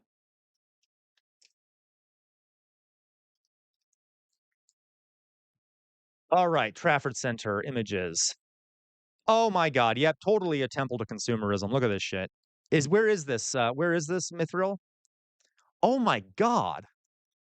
Oh, that is huge. Okay. Yeah, oh, that is so true, Matthew. Like look at this shit. Oh my God. Okay. Insane. It looks like a temple. I can give you Manchester. Gotcha. You've been to it, Hiyori? Amazing. So, or even guys, look at this. Look at this. Like, let me just show you that. Like, here's another example. Uh, um, like obviously, what about the U.S. Capitol building? This is a simple one. Do you think that there's a functional reason why they add this massive dome on the top, and they have symbols of fasces all around the place, and then there's the statue at the top? Like, it almost has a religious kind of fervor to it, doesn't it? A kind of mystical kind of thing going on here. Um, you know, we also engage. Okay, well, like so, we still do what ancient peoples did. It's just that it is. Yep. It also misses the point. The whole building temples, which is to control the population and not have voices. Yeah. Mm-hmm. Yep. Uh, yeah, Louise. There you go, Louise. Okay, Dan Brown theories. Okay. So, like, I am not. I need to look more into this theory. I got to tell you, I only have ever learned about it once back when I was in undergraduate, and it kind of sat wrong with me. Again, though, I'm telling you, folks, I am being biased because there is a lot of actually good academic literature on that theory that suggests that it might at least partially, be true. So don't completely dismiss it. No, I'm a bit biased, but we don't know for sure. Okay. Um, totally in your groove. One of the big reasons, in your groove. So in your groove says, don't know if this was intentional, but by adding these religious echoes makes the republic more durable. So for example, the pyramids or the Parthenon, in Greece or the pyramids, like they were massive structures that were made to endure, as sort of a sign of continuity for the civilization that was there. The sort of sign of continuity for the religious beliefs, and that's what these massive structures are too. One of the reasons they're made of stone is because stone is considered it's something that's supposed to endure, right? It's enduring. It's supposed to give the illusion of a continuous government, a continuous system of government, a continuous country. Even though there's multiple generations of human beings moving through it, it's supposed to create a sense of continuity, right? Also, this ignores the fact, folks, that there would oftentimes be intermediaries between the quote unquote gods and people on earth. Or we still do that now. Priests, for example. It's not like ancient peoples were all listening to gods what they thought were gods in their heads and then doing what they told them, they often had intermediaries doing it for them, right? They would have priests and things like that who would interpret the wills of the gods for them. Yeah, Dubai, totally like a shrine to capitalism. Totally, totally. Okay. Um, yeah, you're right, Hiyori. We actually know now how they moved the pyramid, how they moved the blocks to build the pyramids.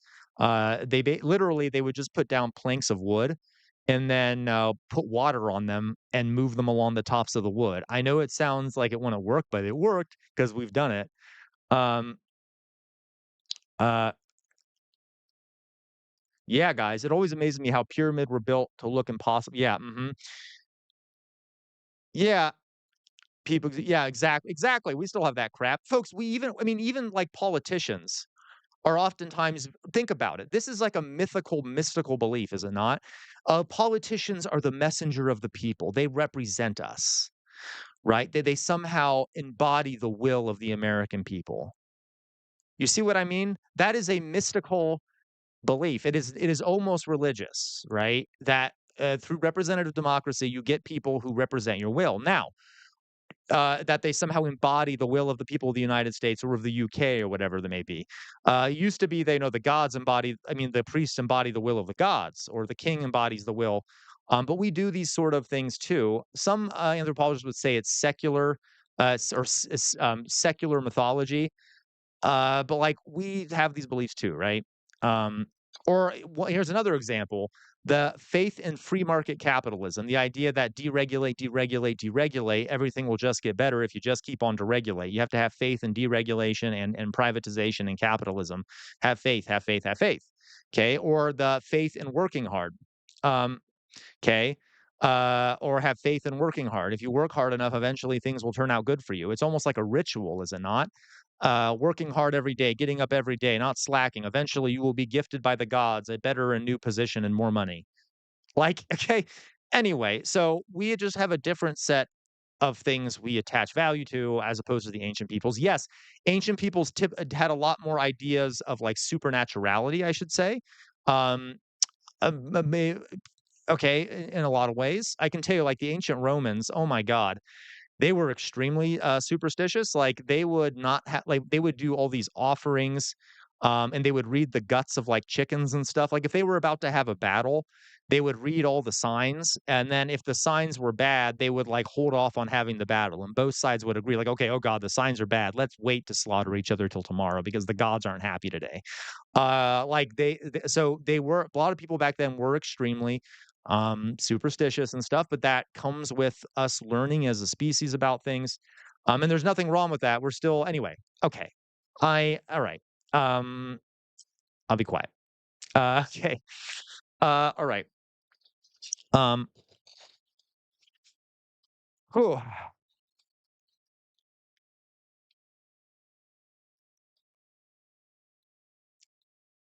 All right, you guys. So that's the bicameral mind through. I'm gonna do a whole presentation on it at some point. I have some complaints about it. And like I said, also, does that mean that that people that have not been exposed to the outside world are still hearing voices in their heads? I don't know. I suspect not. Okay, I've never seen any evidence of that. Regardless. Oh, also, here's another thing. You know that there will occasionally be you'll come across a story of someone who has of like some child that has been left in the forest or something and has been raised by wolves. Okay, I might be exaggerating there, or has like been basically raised in isolation and they don't speak a language. They don't really have any cultural beliefs because they have been raised in isolation. Do they hear voices? Because they haven't been exposed to any language or culture. So okay. Anyway, because according to Julian James, you would expect then that someone that doesn't experience any culture would still be hearing voices in their head. Okay. All right. Um, okay. Anyway, so there you go. Thank you, Matt Saga. Thank you for the super chat, Matt. Okay, you know what, guys? We've raised enough to play a game, so let's do that, and then I'll get off here. All right. Um, let's play a game, shall we? So, what should we do? We got some options. Um, we got some options. Oh, where'd my face go? I thought, let's see what we got. We could do more of what we did yesterday. We could do some more Uh, we could do some more. A Dolly Boy, yeah, the old blank slate would be interesting to see something if, yeah, totally a Dolly Boy. Okay. Um, what was I about to say? Oh yeah, so yesterday we did GeoGuessr. Spoil.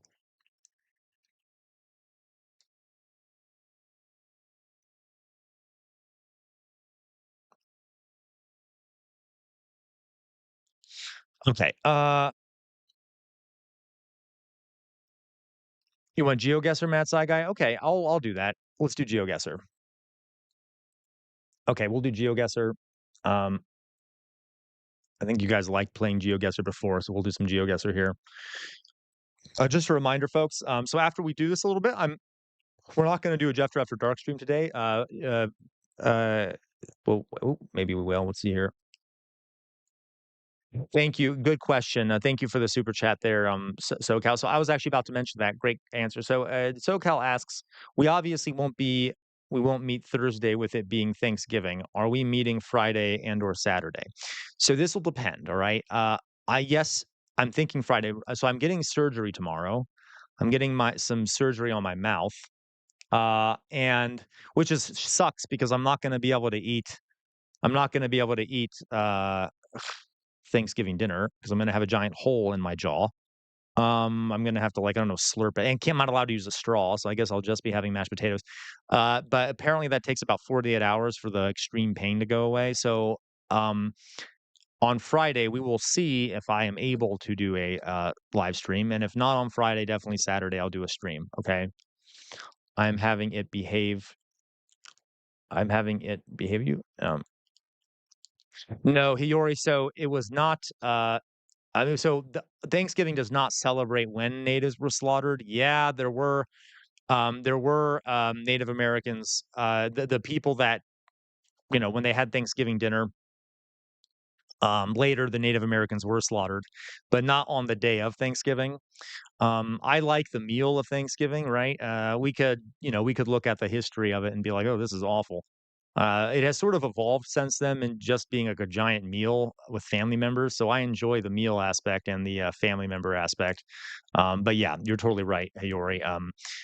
There's like a lot of baggage attached to Thanksgiving. That's for sure. Okay. All right.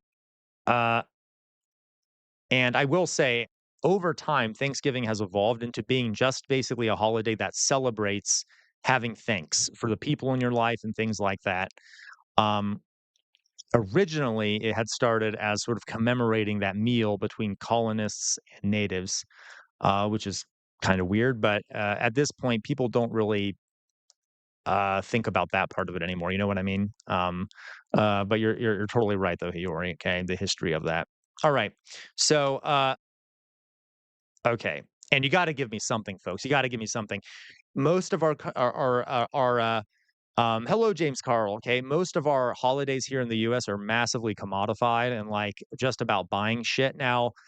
Thanksgiving has a little bit of that because you have to buy the food and stuff, but it's like one of the few holidays we have that is mainly about like having a meal with family and friends and shit, and not purchasing. So I need something, Hiyori. Let me have something, okay? Okay, all right. Um, yeah. Oh, yeah. Louise, I was going to do a presentation sometime on the Battle of the Little Bighorn. Okay. All right. So what do we got here? What do we got here? Oh, this is America. This is America. I think we can. I agree. Outer signal. I agree. Okay. This is America. So James Carl, welcome. We're right now, James Carl, we raised enough money, so we're playing GeoGuessr. We're trying to guess the where we are in the world by looking at this. Uh, okay, where are we, folks? This is obviously America, right? I mean, this looks very classic America. Very, I would say, what? Not small town America, but kind of small town America. All the roads, zeros, public transportation. Yeah, you're right. The day afterwards, I would say SoCal. The day afterwards, it starts to become massively commercialized. Uh, Okay. So where do we think we are? God, this could be anywhere in America, though. This literally could be. This looks like the Midwest, though, don't we think? Uh, you will say Mania. You might be right, Mania Cuck. It could. It kind of looks Rust Belty. Kind of looks Rust Belty. Mania Cuck. I'm going to call you Mania from now on because I feel like I'm insulting you every time. So let's do. I'll call you Mania. Too neat for. Yeah. You think Rust Belt, folks? It does kind of look. This is hard. This could be so many places. God, America all looks the same. Okay. We are on, what street are we on? We're on South. Oh, wow, that's helpful. South Center Street. That's really narrows it down. The license plates are all fuzzed out. I could kind of, let me see here. Let's get up to the next one. Oh, here's a church. I don't know what the hell that says. This literally has nonsense on it. It doesn't say anything worth anything. Okay. Let me see if I can find the license plate are kind of hard to see. Look at that. I can't see the license plate. This is really not helpful. I am kind of buying Mania, though. I think Mania may be right that this is the Rust Belt. There's an American flag, also very not helpful. What's that? Oh, what's that? Is that a Colts? What is that? That's the Colts, right? Oh my God, I can't believe I know that flag. I shouldn't know that as a gay man. I shouldn't know that that's a Colts flag, right? But that does not mean that they are in what? The Colts are where are the Colts from or whatever the hell this team is with the what's the football team with the shoe with the horseshoe? Is it the Colts? And where the hell are they from? It's from Texas, right? Indiana? Oh, this does okay, you know what? This actually does kind of look like Indiana. This does kind of look like Indiana. Man, how parking. Performing Center for the Arts. Oh my God. Okay, it's Plainfield, Indiana. I can see it on the sign here. Plainfield, Indiana. Let's find it. Plainfield. By the way, Indiana, terrible state. I can't stand Indiana. I mean, I love Indianans. I just don't like Outer Signal. Yes, they can't. They can't like sports. Outer Signal. It is against the law. You know, I'm joking. Outer Signal. I'm being stereotypical. Okay. I actually know a lot of gay guys that really like sports. I am just not one of them. But there's that stereotype that we don't like sports. I just happen to fall into that stereotype. Okay. Let's see here. Plainfield, Indiana. God damn it, where's Demosthenes? Where's Demosthenes when you need Demosthenes? Demosthenes, okay. There it is, Plainfield, Indiana. Okay. Here we go, Plainfield, Indiana. There we go. Indiana, the state where one of the last lynchings took place. Is this Main Street? We gotta see, is this Main Street? Oh, that doesn't help, Jesus Christ. Also, it's basically owned by the Republicans. The Ku Klux Klan actually used to literally run Indiana. That's not an exaggeration. They used to basically control the whole thing. Where is Center Street? Center Street. We need to get exact on this. Center Street. There it is, South Center Street. No, I don't want that. South Center Street, North Center Street. We'll just go here. US 40. Right there. I bet that'll be good. Let's do it. We were only 500 meters away. Okay, guys. Okay. Oh, here comes the nice, cute music. Yeah, there's not much here to remember Victoria, and trust me, Indiana's not a great state. Anyway, yes, Mania, I would say yes. Yeah, especially Southern Indiana. So you were right, Mania. All right. Oh, isn't this music nice? We'll keep the music on. Let's keep relaxed here. Let's go to the next one. This could be. I think this is the U.S. Am I wrong? I think this is the U.S. But Jesus, it's the middle of nowhere. Okay. You're right. Utah. I guess Utah 21. I think you're right, SoCal. But see, this could be like a lot. God, this music is annoying. I'm going to turn it down a bit. I think it's Utah because it says Utah 21, which I think would give it away a bit. I'm just trying to see where in Utah because most of Utah is a goddamn desert anyway. Uh,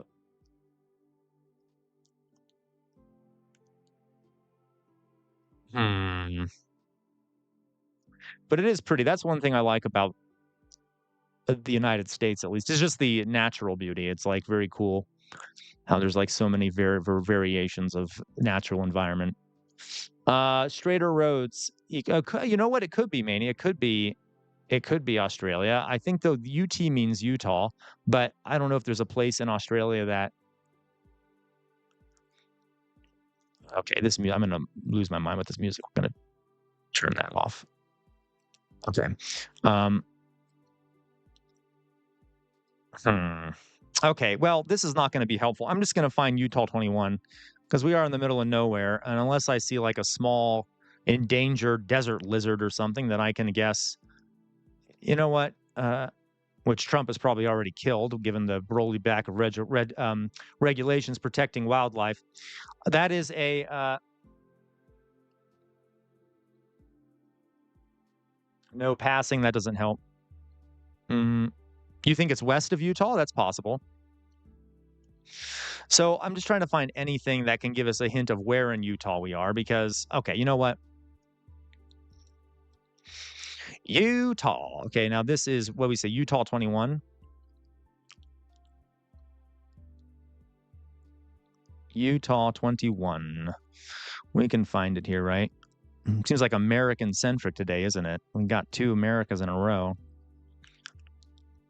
21.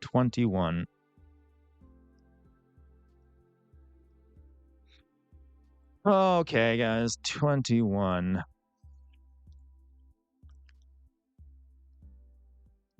Jesus Christ, okay.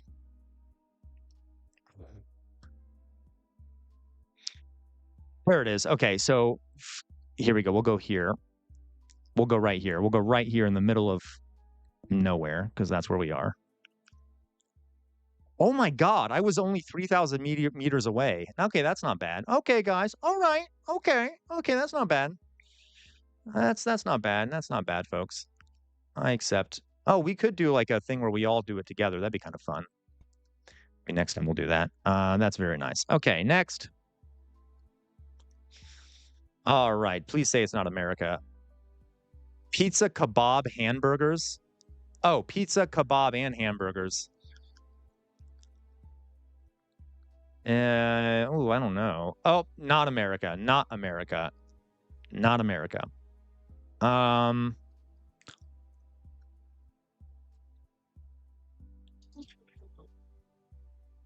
Interesting. This is, I don't know. East German. I don't think that's German. Baptiste Kirchran. Member 24. Oh, maybe it is. Losplatz. It could be Germany. That looks German. Jesus Christ. Okay. That looks German too. Give me a second here. I'm going to lose my mind if I don't turn that off. Okay. You think East Germany? What's this? This is Best Western. Goodisland? Yeah, you're right. This does look German. Talitzgasten Park. Oh, you know what? I think we know. I think I know. Can we see that flag? Do we know what flag that is? Do we know what flag that is, folks? Is Drusilla here? I know Drusilla is we're in Drusilla's favorite country. We're in Drusilla's favorite country, which is Sweden. Okay. I'm joking with Drusilla. Okay. All right. So we're in Sweden. Now we got to figure out East Africa restaurant Tarang. Let's see if we can find where in Sweden we are. Right. Don't you love how English is like the language of everywhere because of imperialism and crap? Okay, because I know like they have so much English everywhere. Let's see here. What do we got?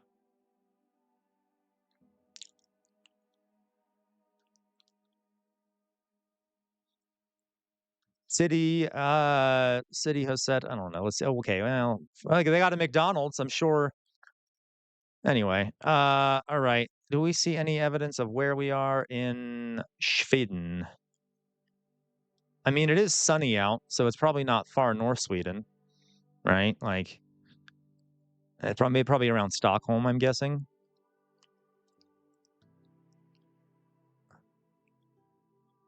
What the hell? Oh, that's Lord of the Rings right there. Go to the bus route. That's a good idea. Let's go to the bus route, Mania. Bus route. Where did I see a bus route? Here we go. Okay. Here's a bus, or this is, I guess, well. Okay, I can't find a. Okay, so here's obviously an outdoor walking area. I'm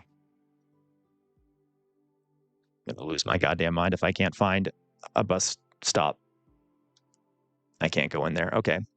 I'm gonna say Stockholm. I'm saying Stockholm because I've seen a lot of Muslim folks, and I think Stockholm has the largest has like the most diversity, as I recall. So I'm going to assume that maybe since I've seen several Muslim folks here, that this will be just based off. Oh my God! Look at this! Look at this! This is beautiful. Oh my God! Let's go to Sweden, shall we? Okay, let's try. Well, I'm just going to try. Oh, there's a bus route. Here we go. Let's go to the bus.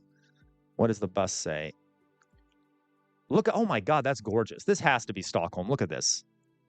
That is beautiful. Oh my God, look at all that socialized healthcare. All those healthy, happy people.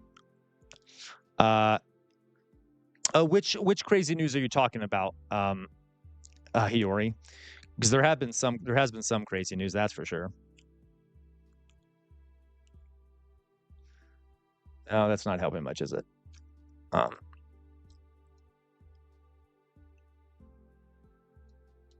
Okay, you know what we're gonna do? We're just gonna take a guess. We're just gonna take a guess.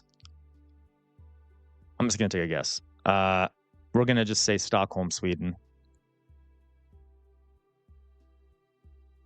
Boop. Hey, we weren't that far. We weren't that far. We were about 81 miles away. 81 kilometers. So that would be almost okay, but that wasn't bad. All right, let's go to the next one. This one. Ooh, this is is this the UK? This kind of looks like the UK, doesn't it? Does this kind of look like the UK or Ireland or something? Kind of. No. Captain. Does it kind of look like the UK? There's English. I mean, there's also vandalism. That looks like the UK. Could be Scottish. That's true. Yeah. Okay.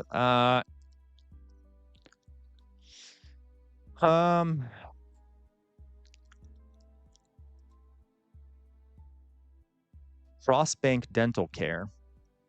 You're right. It could be Scotland because of the stone houses.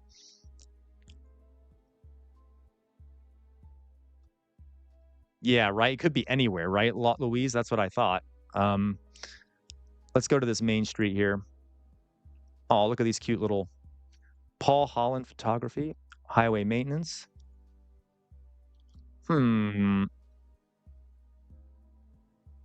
Where's the pub? I gotta find a pub. All right. Yeah. The Mint Works. Silver Mountain. Chinese takeaway.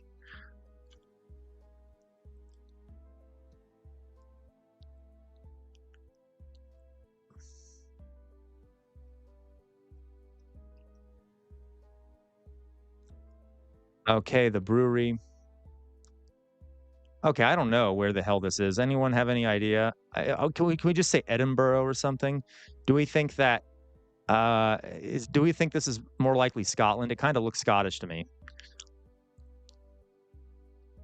But I don't know. It doesn't look as pretty as Edinburgh would, I think. Oh, what does that mean, Dolly Boy? Kendal, England? Kendal is a place? United Reformist Church. Damn it. So if it's reformist, it might actually be Scotland, right? Okay, I know I'm totally generalizing here because God knows people live everywhere. Come on. I need a statue of William Wallace or something. Can we just like Kendal mint cakes? It could be Scotland. Okay, damn it.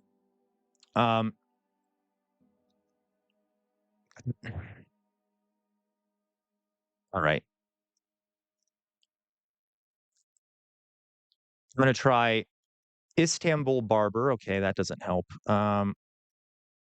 South Lake. Come on, there has to be. Oh, look at that. Oh, let's go downtown. Let's go downtown a bit. It appears as though there is a big building down here. It isn't in Scotland. Okay, damn it. Maybe it is the UK then. What's this building? This looks important. Look at that. Look at how big that is. Okay. God damn it. Forgive me, folks. I know this is going a bit slower than normal. I'm trying to figure out. Here we got this crap. All right, where are we? This looks like. That doesn't help me much. What about the bus? Let's pull Mania's move here. Bonus. Where's? You're right. It is actually Kendal. Bonus and Kendal and Windmere. So, where is Kendal? I don't know where the hell Kendal is. Anyone know where Kendal, England is? Is that a thing? There it is. Kendal. Okay. Kendal. All right. So we'll try. Oh, there's a castle. I want to see the castle. Okay. All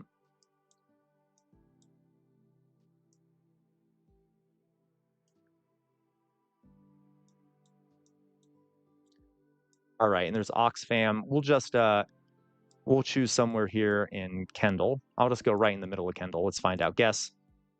Hey, we were only 900 meters away. Okay, that was lucky. That was very lucky. Okay, last. I think this is the last one we got, folks. I think this is the last one for this. This is beautiful. Look at this. Look at that. Oh my God, the red. Bergama. Looks like we're on the back of a truck. Okay. Where are we?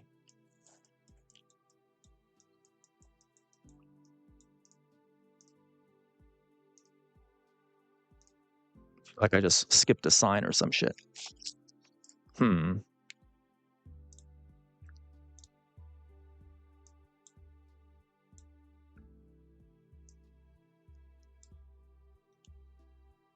Okay, what's this language here? Is that Turkish? That kind of looks Turkish to me, yeah? I think that's Turkish. I could be wrong.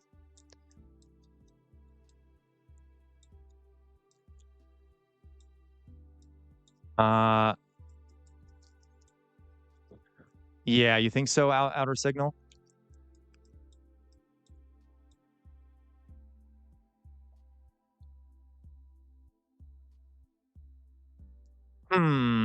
I'm liking all the trees, though. This is pretty. This is very pretty, don't we think? Is this where Erdogan is keeping all the press that he doesn't want to talk to? Okay. Southeast Asia. Okay, Mania, maybe. Yeah, I would not be surprised. You might be right. But look at these trees. It's just so pretty. I know a lot of Turkey's not necessarily arid, but it has. Here we go. Oh, come on. This is 100% Turkey. Ataturk. It says Ataturk right there. Okay. Ataturk and Niti. So we need to find in Turkey, we need to go to wherever there's a city called Ataturk, which I don't know. I feel like there'd be a lot of Ataturks because Ataturk is like one of their founding figures. Ataturk.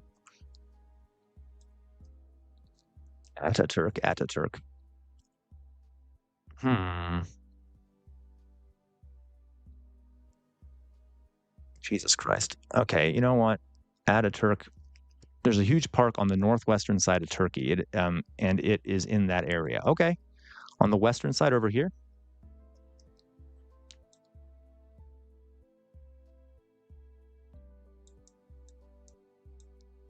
Ataturk. I don't see no Ataturk. This right here? It's just like a big park. Okay, by the sea. Okay, I'll put it around here. Ataturk. Okay, we're not that far off. It was not far off at all. We were about 48 kilometers away. Not bad. Okay, guys, we're doing pretty well this time around. Oh, I guess we got one last one. Okay, we'll do this one last one. Okay, this is like in the middle of nowhere. I don't know where the hell I am. Sigi Road. Is this the US again? I wish there were sound effects so we could actually hear what was happening, because if we could hear gunfire, then we would know that we were in the US. Okay, all right. We'd also be able to determine if there was a school nearby. All right, so let's see. Let's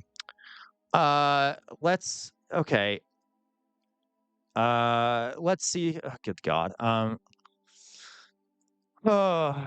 Right. Yeah, maybe. Mm, hmm. Could be US. Could be US.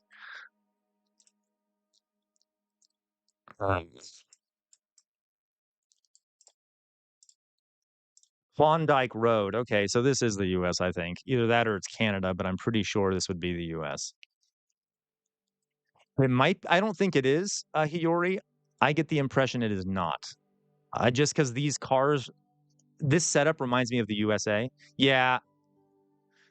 Yeah. Thank you, Malzor. Thank you very much. Okay, Alaska. Yeah, probably right. That's where the Klondike is, right?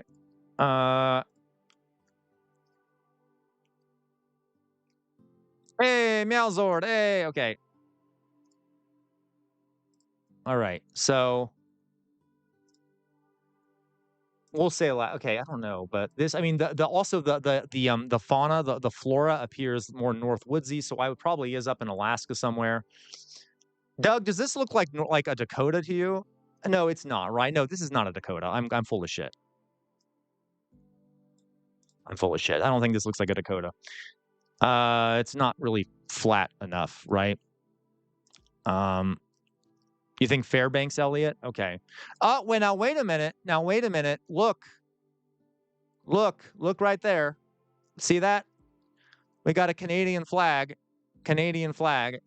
Maybe this is Canada. Okay, another Canadian flag. Okay. Oh, okay. We are not in America. We are in Canada, which, or should I say America's 51st state, according to Donald Trump. Let's, all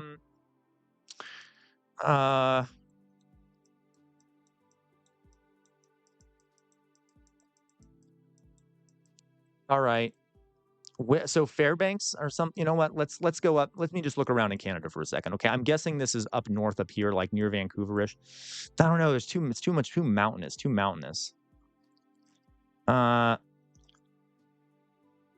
Where are we? Just a little Catholic church or something? United Baptist Church. Sunday school none. It's the way it should be. Okay.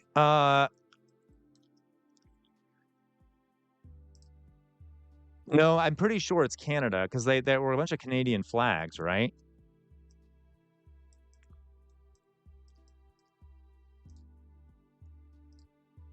Utah? Yeah. Tracy. Yeah, what? Oh, Tracy. Okay, that's the name of the town. Oh, look at all these graduates. How lovely. Okay, now, but all these Canadian flags. Okay, so where the hell is Tracy? Like, that sounds... God, Canada's a big place. Ugh, Tracy, okay. Jesus. Tracy could be, I don't know, anywhere. Could be goddamn anywhere. East Coast Canada. I got you. It could be Tracy. Okay, so let's look at East Coast. There's just I don't know where Tracy would be. We'll go out to East Coast here. Meowzord, if you're wrong, though, Meowzord, I will lose so many points and I will lose my mind, okay? I do not accept any responsibility for any failures I may incur because of this, okay?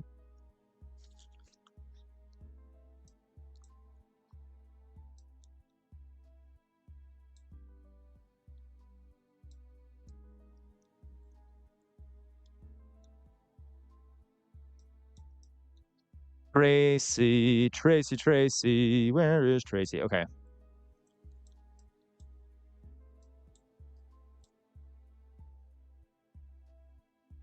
Okay, you know what? We're just going to place it out here in New Brunswick. We'll just put it out here in we'll put it out here in New Brunswick. Oh, okay. That wasn't bad. That was only 140 kilometers out. Okay. All right. Okay, I'll accept it. Oh, I thought that was the last one. Okay, we got one more here. This is Mexico or Colombia, I'm pretty sure. Am I wrong? San Lorenzo Street. Is this Mexico? Mexico? Spain? You think Spain? Might be.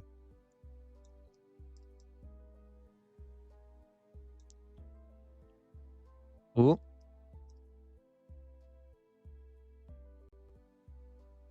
Spiratu. Come on, we need a flag or something. Oh, I am in your groove? Damn it. Okay, that's okay. I'll just we'll do this one and then we'll stop. I think it looks like Mexico, but maybe it is Spain, but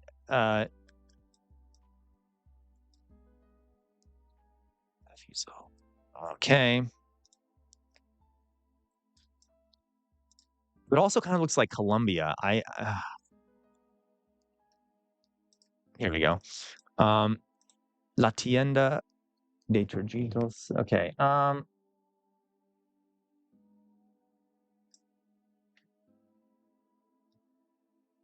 Juan del Pueblo.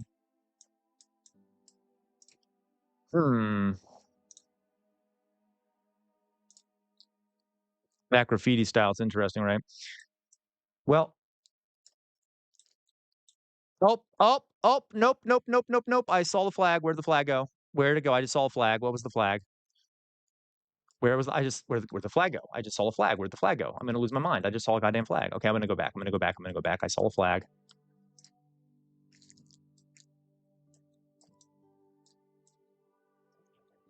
That flag.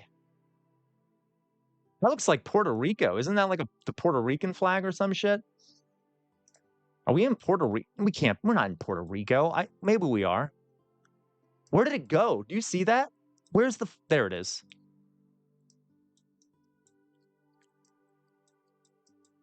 Yeah, I think we're in Puerto Rico. You ugly eye. That's a song from a musical, by the way. I'm not insulting Puerto Rico. Okay. Well, could be Puerto Rico. I would not be surprised, given that it was an American imperial possession, and we've pretty much consistently treated it like an imperial possession, like a colonial possession.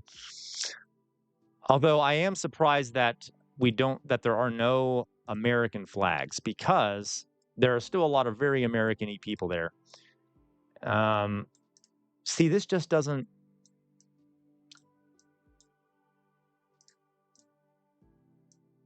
Or is that the Cuban flag? I don't know.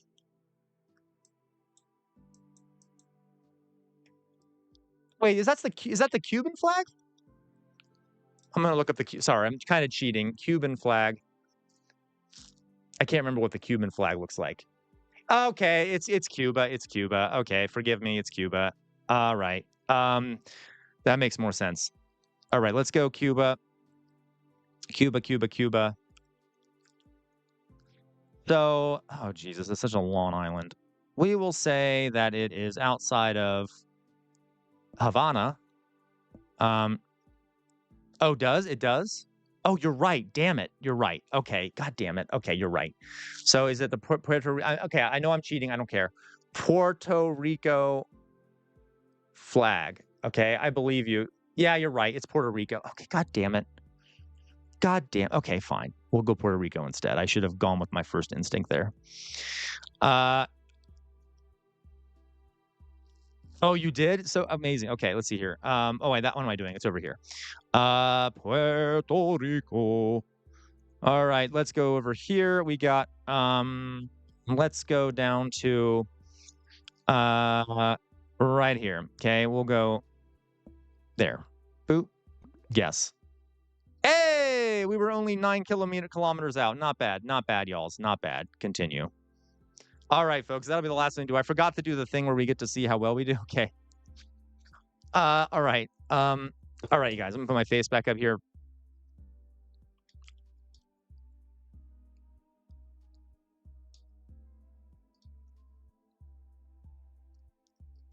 All right. So thank you, Louise. Thank you. Okay. God, I've been addicted to playing this game on stream. If it ever gets too boring, just let me know. Complain to me, okay? All right, guys. It is 4:20:30. I'm gonna leave now. Remember, I am getting surgery tomorrow. I won't be streaming tomorrow. I won't be streaming on Thursday. I might end up doing like a fun stream, like like a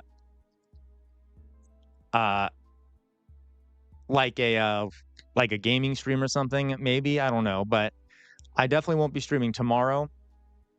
And probably won't stream on Thanksgiving. Might stream on Friday if my mouth feels okay, and then we'll almost certainly be streaming on Saturday. Okay. All right, guys. And on that note, you all know what I'm about to say. Thank you, everyone. Thank you for allowing me to develop parasocial relationships with all of you. Who was it that said that earlier? I can't remember, but it's funny. Okay. You wanted to see my reaction to the current news. Oh, Hiyori, yes. Oh, I guess I did say that, didn't I? What exactly is happening in the news right now? I mean, I know that there's some shit going on. Normally I do cover it. I didn't get to it today. Let me just quickly check, folks. FBI seeking to interview Mark Kelly.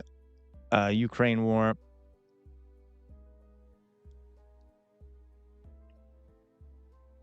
Interesting. Okay. I don't think I'm going to have much to comment on today. I'm just quickly checking, folks. Give me a second. Kash Patel is crashing out. Is that so? Oh, that'd be interesting. Weirdly enough, I was thinking that might happen, but I doubt it's for the same reason. Kash Patel.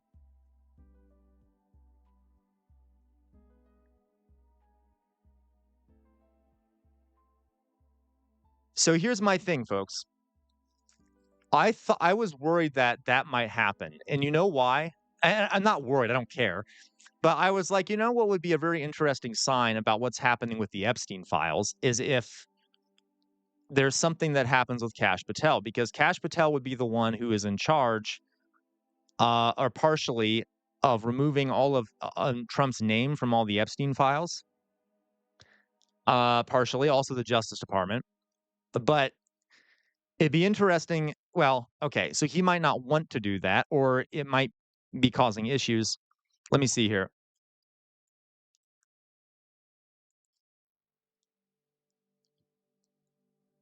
Okay, I think the allies and the president is weighing removing Patel.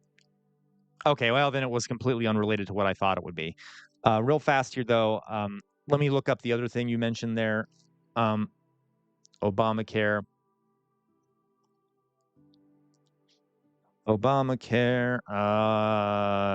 Trump. Let's see here. I know. Oh my God, I can't stand Kash Patel, Meowsword. I can't stand it. All right. Yeah, White House to pitch Trump Obamacare extension with limits.